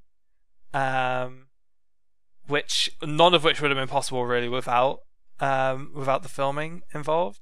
So in a way, it did kind of make my transition a little harder, just because all of these really stressful emotional moments I had to go off and do an interview during, or after. But yeah, so many incredible opportunities along the way though. And yeah, so I'm going to be on national TV to one of the most transphobic Western countries. That's going to be really interesting. I am super proud of you, by the way, because I can't even imagine, but also just always constantly stunned at all these resources that they seem to have in the UK for trans people, and then hotbed of TERFs. Yeah. I'd say that's probably one of the reasons why there's such a big turn up around here. I guess, but shit, there's so many European countries who have already passed self ID and so much further ahead in healthcare and treatment of trans people that don't have any of that shit. True. TERFs are definitely the TERFs are definitely a pretty unique aspect of the United Kingdom, but trans rights are not. It's not our biggest selling point. I'm occasionally surprised when I remember that America is actually, relatively speaking, ahead on trans issues compared to most country, and then I feel awful about the world. Yeah. Yeah, we're still it's so funny which countries, like Argentina has self-ID. Yeah, I heard about that. Mm-hmm. They were like one of the first countries to pass it. Mm-hmm. You know, and then like the second best place in the world for trans rights is India. You know? Oh yes, I've heard about that as well. Yeah. Mm-hmm. Even though they are really, really bad for gay rights. No, the same's true for a few countries over there. Like Pakistan actually has self-ID, but you can't. I think even for Pakistan might even have it for non-binary people. I can't remember. They at least have it for binary trans people. But on gay rights, it's obviously very bad. Yeah, yeah. I saw a headline about something trans-related was just passed in Japan as well, which Japan is one of the worst countries, like developed countries for stuff. Japan Obviously, is like this very, very strange, like, contradiction, because there have been trans people, like legitimate trans people, on national TV for like years and years and years and years. But then it's like as soon as the boundary of media gets taken away, it's like, oh, I don't know. Yeah. Mm-hmm. Yeah, and Japan still sterilizes trans people, you know? Mm-hmm. Which is really yikes. Nope. Yeah. It's incredible yikes, but then like at the same, going with the whole like weird contradiction thing, they have trans people in public government, like elected seats. Yeah. Mm-hmm. And the news here is that the Japanese government is now funding gender affirmation surgeries. Yeah, which was a big deal, especially considering like you had to like let yourself be sterilized and diagnosed with an illness before you were allowed to do that in the past. Mm-hmm. Yeah. It's just a very, very weird country sometimes. I mean, there's a lot of really interesting info in The Bride Was a Boy about Japan. Oh, that's neat. I haven't had a chance to read it yet, to be honest. Oh, you Don't worry, none of us have. I have. Fuck you all. I did my homework ages ago. There's like a whole chapter where it's literally just spoilers. It's literally just resources, like explaining how the process works. What if you're interested in changing your gender, like how that process works in Japan. It's basically a tutorial. Like halfway through the book, it just takes time to just go through a really like procedural tutorial on how the Japanese process works. I think that's cool, especially like considering Japan. Like the fact that this trans woman was like, "Hey, I have a platform. You know what I'm gonna do with it?" Yeah. Oh my god. Mm-hmm. The I want to say like the protagonist, but it's a autobiography. What would you call that? I guess you could still call it the protagonist because it's like the fictionalized version of her, right? So the author, I guess. Yeah. Yeah. But she is just like amazing. Like she has so much personality and charisma that just like seeps into that book. Oh my god, I wish I could talk to her. Like, and you know what I mean? Like, get to know her. I mean, I'm gonna go follow her on Twitter immediately. So if you ever need translation help, I've been following her on Twitter for a while because she retweeted the podcast. Oh yeah, that was really exciting. Yeah, that was which is great. why we need to come out and do it because, like, holy shit, she might listen. Yeah, definitely, just do it. Do it. And yeah. Actually, I was about to say, Farish, you'd need to be on, but then I realized that half this podcast speaks Japanese. Yeah, you're surrounded by good resources here, and we will totally help you.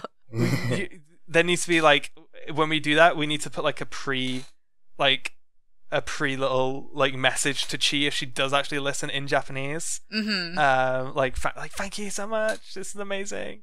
You know, which I can't do any of because I only speak one language, like most English speakers. Hey. Yeah. I think that's a really good idea, though. I'd love to do that. I'd be like, "Gee, please notice us. You're amazing." Yeah. Oh goodness. So I mean, I don't even know what more to say about my filming stuff because it's been so abstract for me because it's literally just been like me doing my shit. Right, it's my journey. This camera, which has really only been a single camera operated by a director, and sometimes there's an assistant. So it's so like it's been so unobtrusive, even though it has been intrusive, but at the same time like really minimally so. And when it comes out, it's going to be this fucking crazy event in my life. You know what I mean? Mm-hmm. You know, like I can't even really comprehend exactly how much this is going to change my life when it comes out. Or like even how like I've been like, am I going to be asked to like have interviews with like outlets and stuff? You know, like I have no idea what's going to happen because it's a huge project. Like this documentary is a big deal. I'm pretty sure it will be like really heavily advertised because, I mean, they spent a lot of money making this thing. So, yeah, God, it's gonna be crazy. I mean, I'll definitely talk about it when it happens because it could be this year it comes out. I think they're very nearly done with the edit. I'm going to be viewing the edit in a couple of weeks just to make sure that I'm not misrepresented. Oh, so you have like veto power on that? Mm-hmm. Oh, that's cool. That's good. I have soft veto power, so I can only veto something if I feel like I have been misquoted, misrepresented. I can't be like, yo, I don't like the way I look in this, or I don't think this is interesting. You know, I don't get editorial voice. But, okay. Yeah, there's like one or two things I think of like that afterwards. I was like, oh, don't put that in. And if they do put it in, I'm like, I'm going to try and get them to take it out. But, because I must have spent hours and hours and hours and hours talking to that camera. And I think I just got a few things wrong. Like, oh wait, like said something, I'm like, oh wait, no, I don't think that's right. Don't put that in. But yeah, I doubt it. God, that's going to be crazy. I can't like imagine how like exciting yet scary it must be. Like holy shit. I guess. Like I said, I don't really have much context for it. Like, you know what I mean? It's very not real in a weird way at this point because I have no idea what's going to happen. I think there's some practical things I'm going to be doing. Like, I think I'm probably going to lock my Twitter account for a while. Either that or go to a private, because like there's two ways of doing that. Do I want my Twitter account to grow, but like, yeah, because obviously, you know, it's in the UK, there's gonna be tons of backlash. Yeah. You know, I think well, maybe I'll just stick to my private for a while, you know, like talking to you guys, because I mean that's something else I thought about. Like, if I just use my Twitter as normal, then all of these randos from like with pictures of football players or the like English flag as their Twitter avatar are going to start piling onto all the people I interact with, you know, or at the very least have direct access to those people. So I think I might like swap to my private for a while. I don't know. God, it's going to be so weird. I'm really scared of like anything spilling into my family. Oh yeah, absolutely. You know, like yeah, like doxing and stuff. I'm probably going to have to really tighten up my you know, like how much private information is out there. I might delete all of my tweets before a certain time, just to be on the safe side. I don't know. Just keep up all your drunk ones. That's all I'm gonna say. Yeah, I really like Drunk Brooke. She's fun. I can make new drunk tweets. Oi, I'm sure. Oi, what you got? What is that? Oh, it's a fucking brush. Okay. Sorry, that's my dog. Hi, dog. Hello, dog. She was just like, I was like, "Oh, what are you chewing?" Yes, the good old, what the fuck are you eating? Put that down. Show it to me. In the case of my cat, it's, what are you eating? Show it to me. No, wait, put it back. As I'm shown a carcass, like a beheaded rat carcass. I love cats. They're so great. Oh god, yeah. So I mean, I don't really know what to say. It's like it's crazy because it's this like absolutely like huge thing in my life, but at the same time, it's like I don't even know like how to talk about it. So we'll just see how that goes, I guess. Yeah. But yeah, I wrapped up filming. At the very least, it's really nice to know that I've wrapped up with it because it was a lot of emotional work. Shooting days typically were really draining. Yeah. Mm-hmm. But I got a few makeover sessions out of it. Yay! And that's the important thing. Yeah. Definitely. Yeah, let's take all of them selfies while I'm covered in really amazing makeup. Let's go. Okay, yeah, let's finish with that one. I do have like one more topic here, which is about dating apps. Oh yeah. Yeah. Let's do it. Which I guess we can just be like a general topic as well. So that's like basically all I've been doing for the last week is just spending a really unhealthy amount of time on dating apps, specifically Tinder, Bumble, and OkCupid. And it's not been going particularly well. Trying to stay positive about that. But I don't know, I kind of just wanted to talk about the actual experience of online dating and the different experiences between those 3 different apps. I think is really funny. Mm-hmm. Yeah. So, have any of you guys used dating apps? So I have a fun story that can, I guess, be very podcast relevant. Uh-oh. So before I was like 100% out to everyone in my life, I decided to try OkCupid, and I decided to experiment and make one profile with my gender set to woman and one profile with my gender set to man, and boy, that was a miserable experience. Yeah. Oh, you poor thing. It was like all these like creepers and people who are probably pretty obviously like predators on like the female app, and like guys telling me that they think I'm their like soulmate, and like complete silence on the dude profile, which is the one I liked more, obviously. Yeah. I mean, I've been through a similar thing because I started online dating when I was like before I even knew I was transgender, right? Mm-hmm. And I've been like on and off online dating throughout my whole transition. So my profile pictures slowly changed from like pretty kind of socially awkward looking chubby dude to pretty socially awkward looking chubby very early transition trans girl to I guess right now I'm pretty happy with my pics right now, to be honest. I think they look really good. Your pics look good. Yeah, I mean, oh my god, it's been a lot of work to get to that point though. So yeah, I mean, like different experiences pretty much on each step, you know? Funny enough, I actually had the most success, I think, on dating apps when I was a guy, which is weird because I'm way hotter now. I'm not going to disagree there. Yeah. Oh my god, it's really confusing to me because I just don't know what it is. I don't know why any woman would have replied to my old dating profile because like, oh my god, just like absolute lack of any confidence or charisma. It's like, oh, like just Catch me on the Anime Abroad podcast. Yeah, kind of. And I had like two I guess I would say 2 dates, which is almost more than I've had since. I mean, I've had literally nothing since updating my pictures to those really, really good pictures. And like, I don't know what it is. I don't know. I mean, part of me wonders like if I make myself less visibly trans, if that would change things. Which I didn't think that would matter so much for women, but maybe it does. I'm not sure. Like, like for me, You would think I it still wouldn't, feel right? it.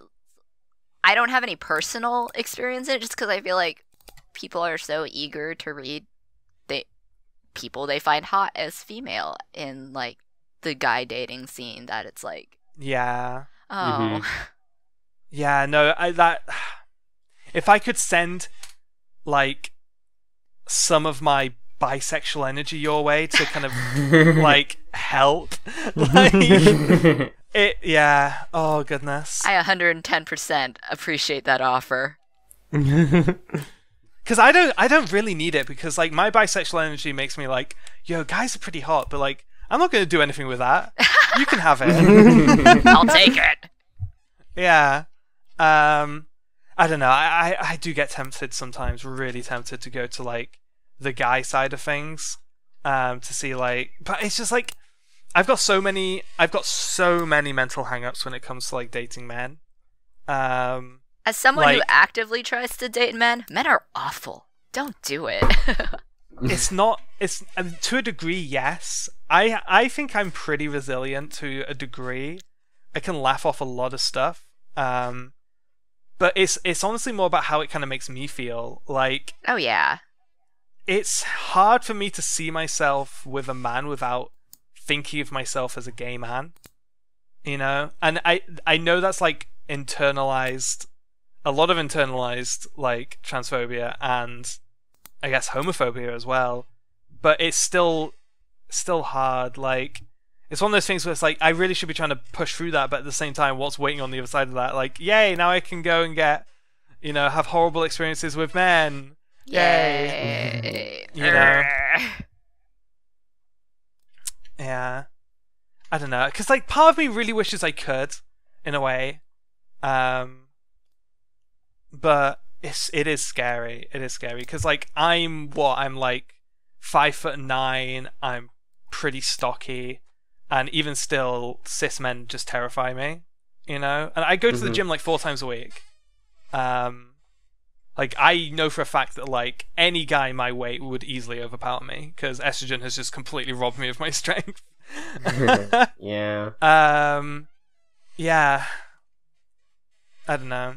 It's just something I don't have to worry about, right? When I look for women, it's like, I mean, yeah, it's still a possibility, but the risk is like drastically reduced of any kind of like violence or abuse, Yeah, I feel like just from my end, it's very much like, well, some people might get nasty, but the chance of me like getting hurt or killed is definitely greater on one end of the cisgender spectrum there, so it can be kind of scary. Yeah.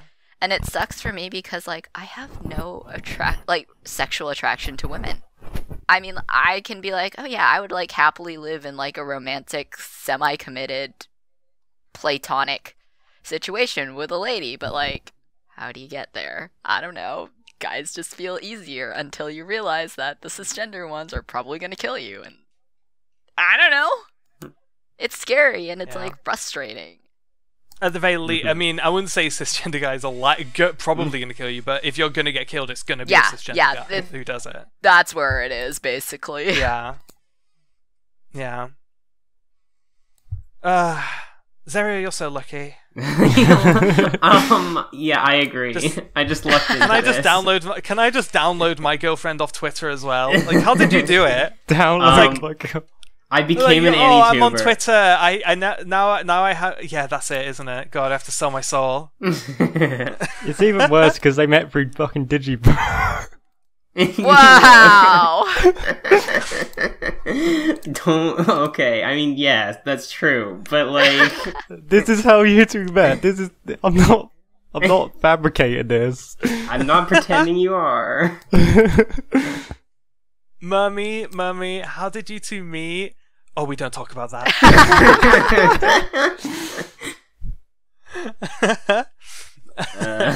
You wouldn't understand. I'll tell you when you're older. Just hit a cigar and tell the story. But like, she's coming to live with you soon. Yeah, that's exciting. Yeah, you literally downloaded her off Twitter. I'm not. That was an accurate. That was an accurate statement. I mean, I think I did most of the downloading on Discord, but yeah, you're right. I lucked into this. I'm lucky. Every day I bless my luck in getting her somehow. Acquiring her. You did it. You won. You won the girlfriend. Yeah, you did. God damn. And I'm doing so much work. Damn you. I'm sorry. I'm sorry, bro. It's fine. It's fine. Yeah, I want to talk about dating apps though, like the actual apps. Do it. Okay, so like Tinder is, and this is basically woman looking for woman, right? Tinder is there's a lot of very, very, very attractive bisexual women on Tinder who I think I don't know. I get very... Tinder has by far the highest user base, right? So I am swiping right on easily the most people on Tinder, and I'm getting easily the least returns on that website, on that app as well. Because, I don't know, I feel like it's just a case of, like, women set themselves to bisexual, right? Because, sure, they're bisexual, yeah? And then what happens is that for every woman that messages them, about 10, maybe 20 dudes will. So the women just don't stand a chance of getting heard, you know, and winning that fight. That is maybe my interpretation. I kind of would love to study this.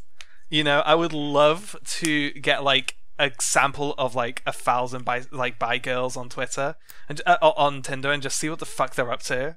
We can set that up. You can build that Google form logic. Fund me. Yeah, yo, fund me. Oxford University, whatever. I don't care. Fund me. I'll do that. I'll get 1,000 hot bi girls on Tinder and I'll just see what the fuck they're up to. Because I don't know. I haven't a clue what they're doing. If I could figure that out, I'd be a lot happier. And it's so hard, right? Because like your average Tinder bio is maybe 2 emojis. Seriously? Yeah. So you have put like more effort in our Twitter bio. What the hell? Yeah, exactly. So you get like 2 emojis. It's like, I don't know, a football and a rainbow, let's say. And 8 pictures, you know. 6 of them have Snapchat filters. That is the average. That is the average bisexual girl Tinder account. And by the way, guys, feel free to like leave a comment or at me on Twitter if you can back that one up, because I do want to know if that's like a universal truth, like abroad as well. Yeah, and God, like you're lucky to get like a hello back, because what else can you write? It's like people are like, oh, don't copy and paste messages on Tinder, but it's like this person has 2 emojis in their bio. What the fuck am I gonna say? It's like, oh, I like what you did to her with that bumblebee emoji. Nice one. So pretty much my go-to Tinder message is, "Hey, name, how are you?" ? And then I have the blushing smiley face. That's like it. Because Tinder is all about attraction. Like, they see my pictures, I see their pictures, and that's what we're swiping on. So it's like they don't need me to type anything more. If they wanna get things going, they will, you know. Where OkCupid is on the completely other end of that spectrum. But to get there, we have to talk about Bumble first. Bumble is very similar to Tinder, but the key difference is that men cannot send the first message. It has to be women. That's so cool. Yeah. So as a result, I typically have heard that if you're looking for decent blokes, Bumble's the place to go. Because mostly, if people want to send dick pics and harass people, they can't do that on Bumble, so they don't use the app. Oh, I love that. Yeah. So Bumble also ended up being kind of like the go-to lesbian dating app. Oh, so because they can't get harassed by the shitty straight dudes who are like, you want a threesome? Yes, but also like gay guys have Grindr, you know, and lesbians didn't really have their own app, so Bumble just kind of on the basis of it being very female focused, and also you tend to get way more flexibility in like let's put it this way, way more women are bi than men. So at the very least, way more women admit to being bi than men. So I think it's just a good place for people to kind of get what they want of both, really. Like I say, on Tinder, I think you're probably going to get 19 guys messaging you for every girl. Bumble is probably a way to be more actively bisexual.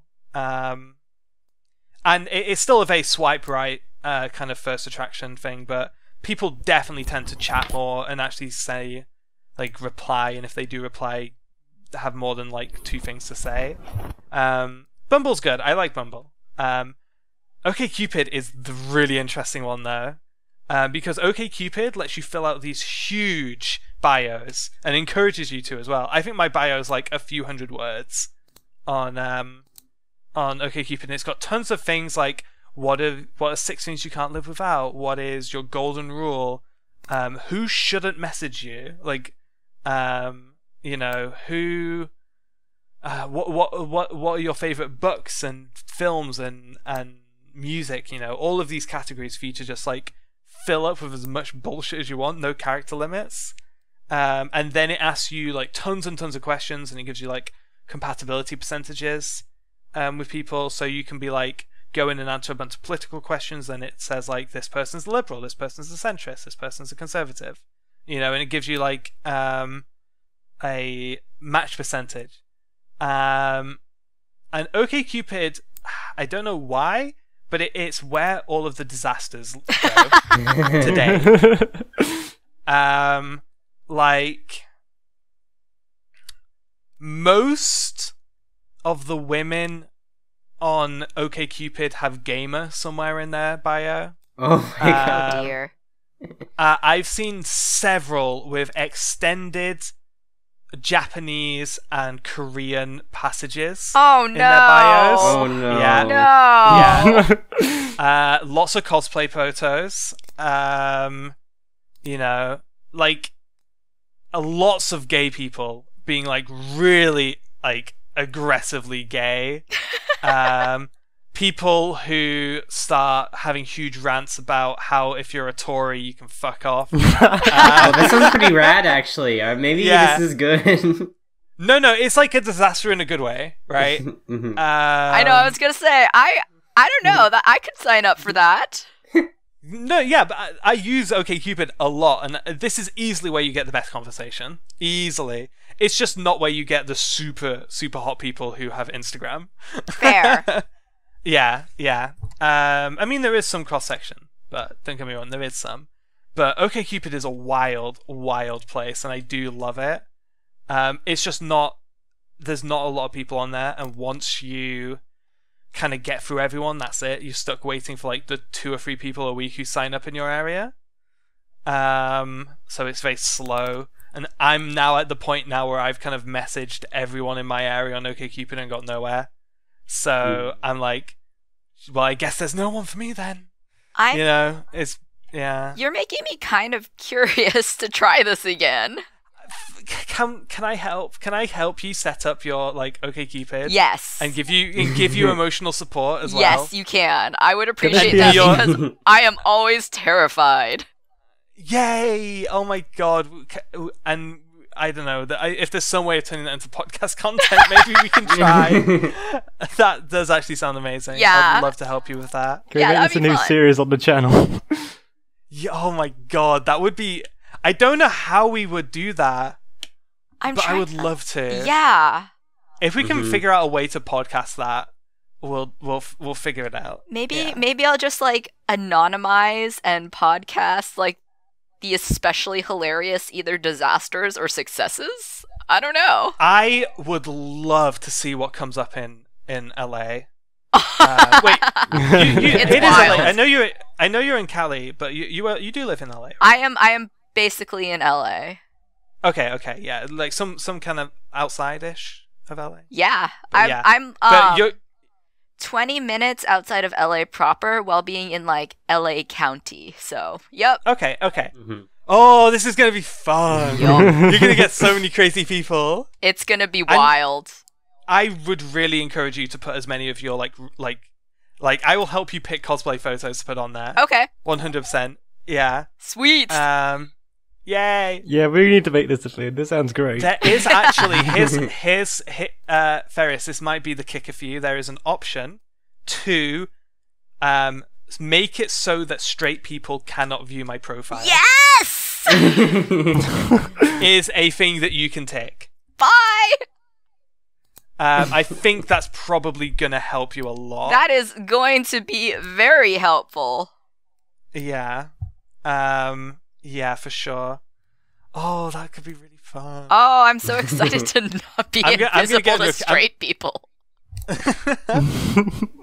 Which is really annoying because sometimes I get straight men No. liking my thing on OkCupid, and I'm like, it literally says man in your account. How the fuck did you get through my filter? Why are you here? Yeah. Be gone.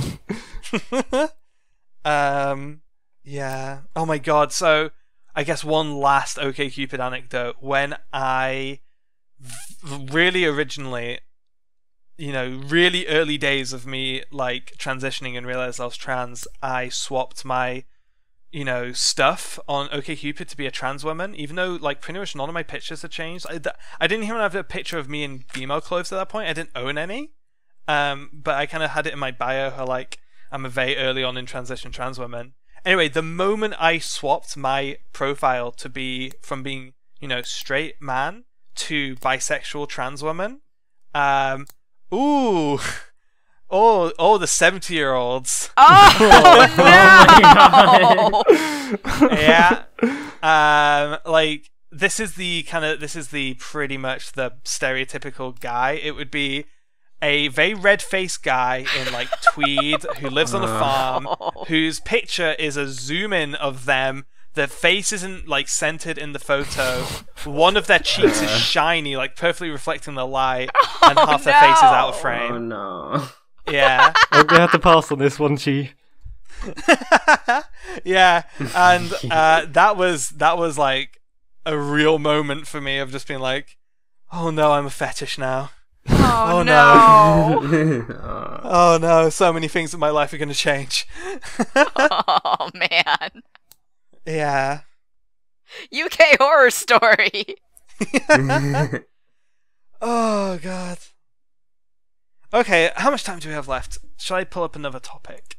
We have about 10 minutes. Yeah. 10 minutes? Let's just chat for 10 minutes. I feel like Zaria and Jackie, these topics kind of haven't like steered in your direction. So Yeah. I know. I'm sorry. I got to talk about Steven Universe and Revue Starlight. I'm happy. Yeah, Those are good. But no, let's spend 10 minutes just talking to Zaria and Jackie. Oh no. Okay. We're going to put you on the spot. Well, okay, what have you been up to, Zaria? Let's start with you. What have you been up to? I've been doing work. I made a Oh, make great. videos. You're really making this easy. Well, that's the truth. I'm getting ready for Lachlan to move in. Yeah, let's talk about that. Okay. So, do you live alone now? No. I will be starting September 1st, but right now I live with my parents. So for a month, she'll be living with me and my parents. And I am terrified. Oh, I was talking to wow. Lachlan about this. This sounds like a sitcom in the making. I can't wait. How much do your parents know? Everything or nothing? About her? I feel like about both of you, I guess. Oh, well, I mean, like, I'm out to my parents and everything. Okay. So it would be very bad if I wasn't. Yeah. Well, okay. They know a good amount. They know she's trans too. They know that stuff. I'm just terrified because I'm gonna be embarrassed really badly, and I don't want that. By who? By your parents or by both. Lachlan? By both. It's gonna be both. It's definitely It's gonna be a both. month of hell for you. I can't. Good luck with that. It's just like we a need sandbox to- game with no rules. Can I be a fly on the wall? Can I literally be a fly on the wall and make podcast content out of this? Oh my god, it would make good content, but no. It would. I want to film every family dinner.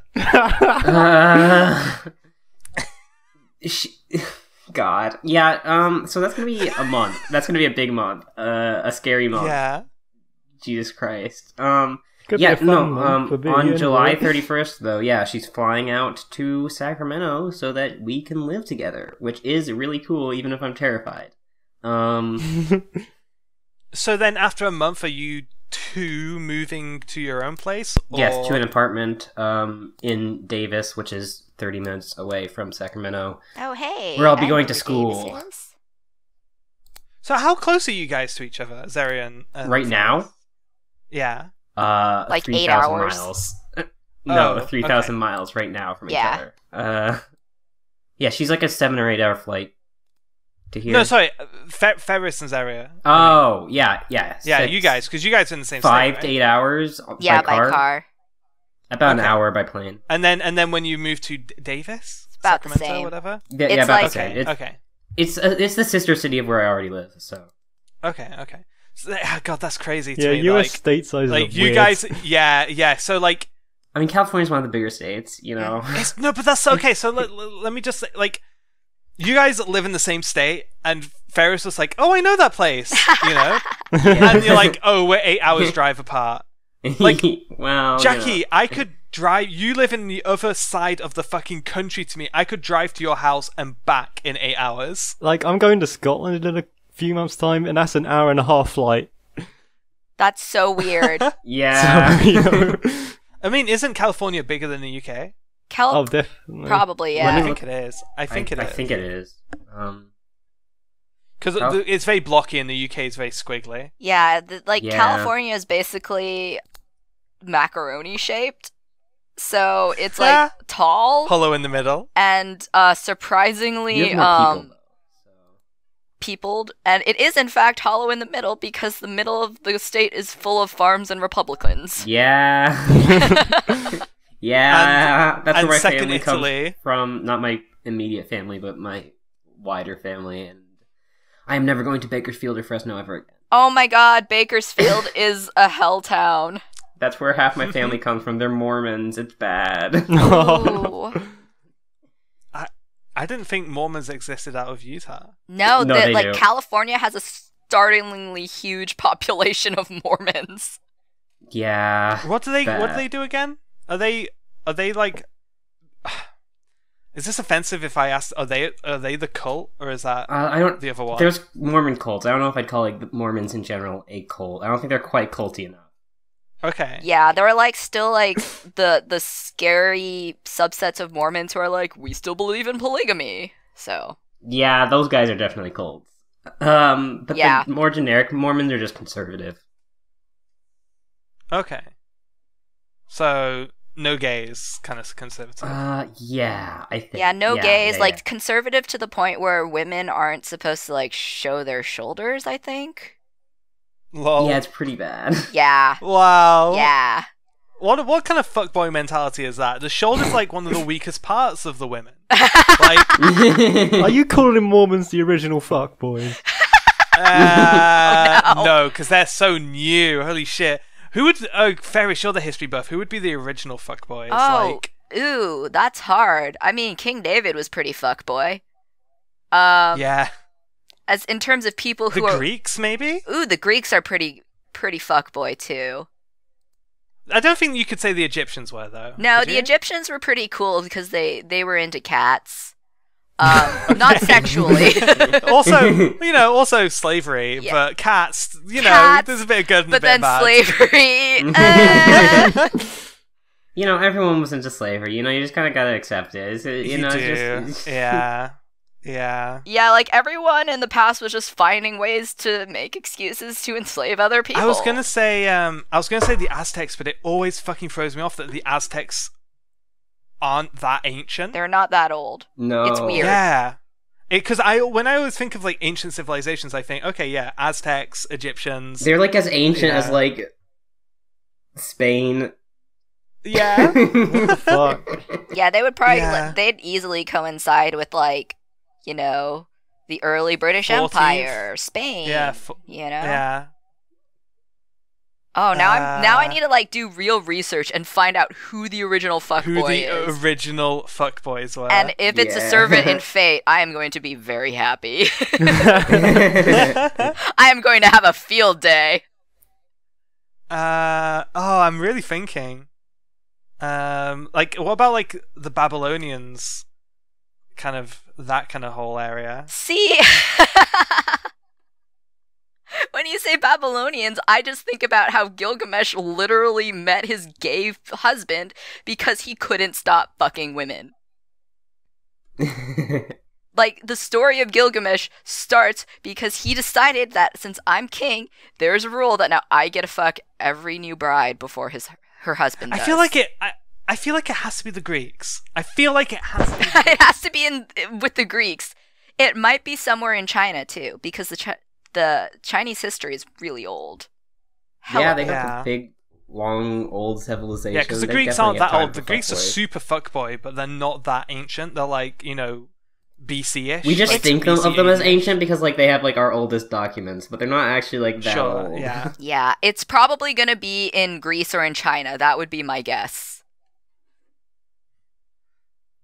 Yeah. Oh, I'm excited about this now. I will come back with my findings on the next podcast. Cool. Yes! Yeah, we definitely won't forget about that. Oh, good. Okay. Well, we definitely have to check in with. We need like a segment, I think, for Zarya and Zarya Watch or something. I'm not sure. we need to get a whole jingle Laria, for it. Oh no. Laria Watch. Laria Watch. No. Who cringed hardest? Laria Watch. I don't know. Like, I just want to hear every story. Can you actually just like carry a tape recorder around with you? Oh my god. Well, Maybe. they're both making content online all the fucking time, so... Oh my god, yeah. Content. We have Everything considered is starting content. a podcast of just the two of us, so, we'll see. If something crazy happens in the background while you're recording, don't edit it out. Okay. Just Yes! live stream it. Periscope the whole thing. Just get like a camera, set it up. Like, it has to be at the dinner table because that is definitely going to be the most awkward part of the whole thing. And just Periscope the whole thing. Are you telling her to become streaming Chan from Valhalla? I guess, yeah. But I'm thinking more like the Big Brother house. Like, cause then I can narrate it like Day 32. you Americans won't get that at all. It's a good joke. I will stand by it. Thank you. Okay. Let's wrap this one up. We just hit 2 hours. Yay! Yeah. Cool. So, God, just yell at us about the book club. We need to get our act together on that. But it's definitely, I've read it. It'll happen. It'll happen. If this episode is not on RSS, feel free to kick my ass because that's meant to be my job and I forgot for the last couple of months. Which I'm very sorry for. Like, isn't it automatic or? That's what is it I not thought, automatic? but it's not. Okay. Yeah. So, guys, what's trans culture this week? Oh, I got it. Trans culture is partying and drinking when any sort of LGBTQ representation happens in the media. I like it. Good start. Trans culture is being so lazy that I'm waiting to change my gender marker until the law actually updates and it's way easier. Legit. Absolutely. It's just September 1st. I can wait. Oh, nice. So soon. Yeah. Trans culture is not changing your gender marker because you're literally just lazy. Well, that'll be me after September 1st. Then I lose my excuse. That's where I am. Oh my god, that's been on my to-do list for months now. Oh, I've got a one. Fucking. This week is fighting Hideaki Anno because he doesn't want you to see the Evangelion 4.0 teaser. Oh, shit. Yeah. You did good work, Jackie. I'm sorry that you've been attacked for helping advertise the movie. Oh yeah, I saw that. Yeah, I got taken down by Toei, so thanks, Toei.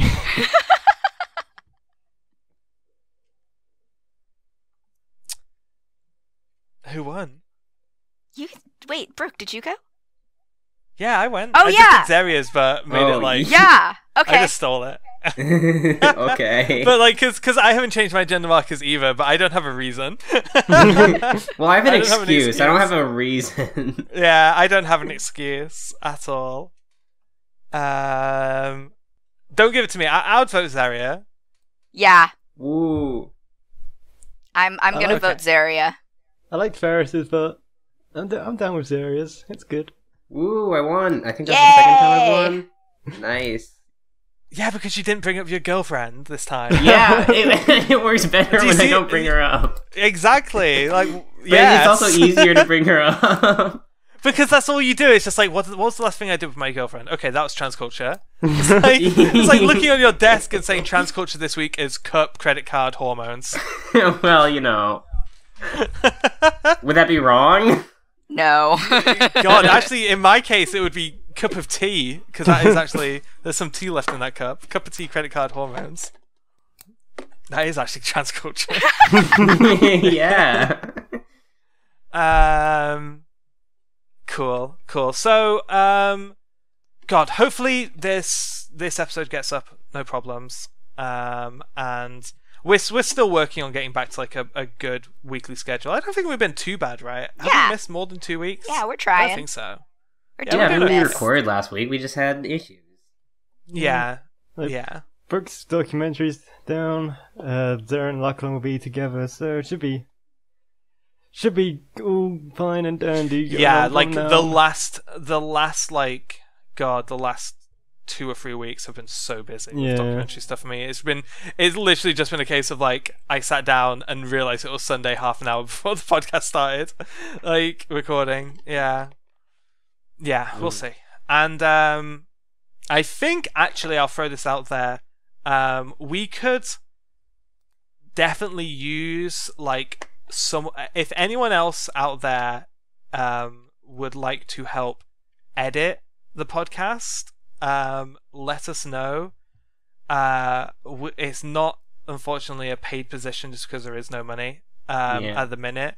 There is definitely like possibility down the line of like Patreon stuff going towards editors. That is literally the only thing we would spend any money on for the foreseeable future. But as you can see by our recording schedule, that's kind of been put on the back order for now. Yeah, I think like the 2 things that we've definitely been saying we're going to do for a while, but just haven't, like at this point I think we're just focusing on getting the podcast recorded every week and getting it out every week.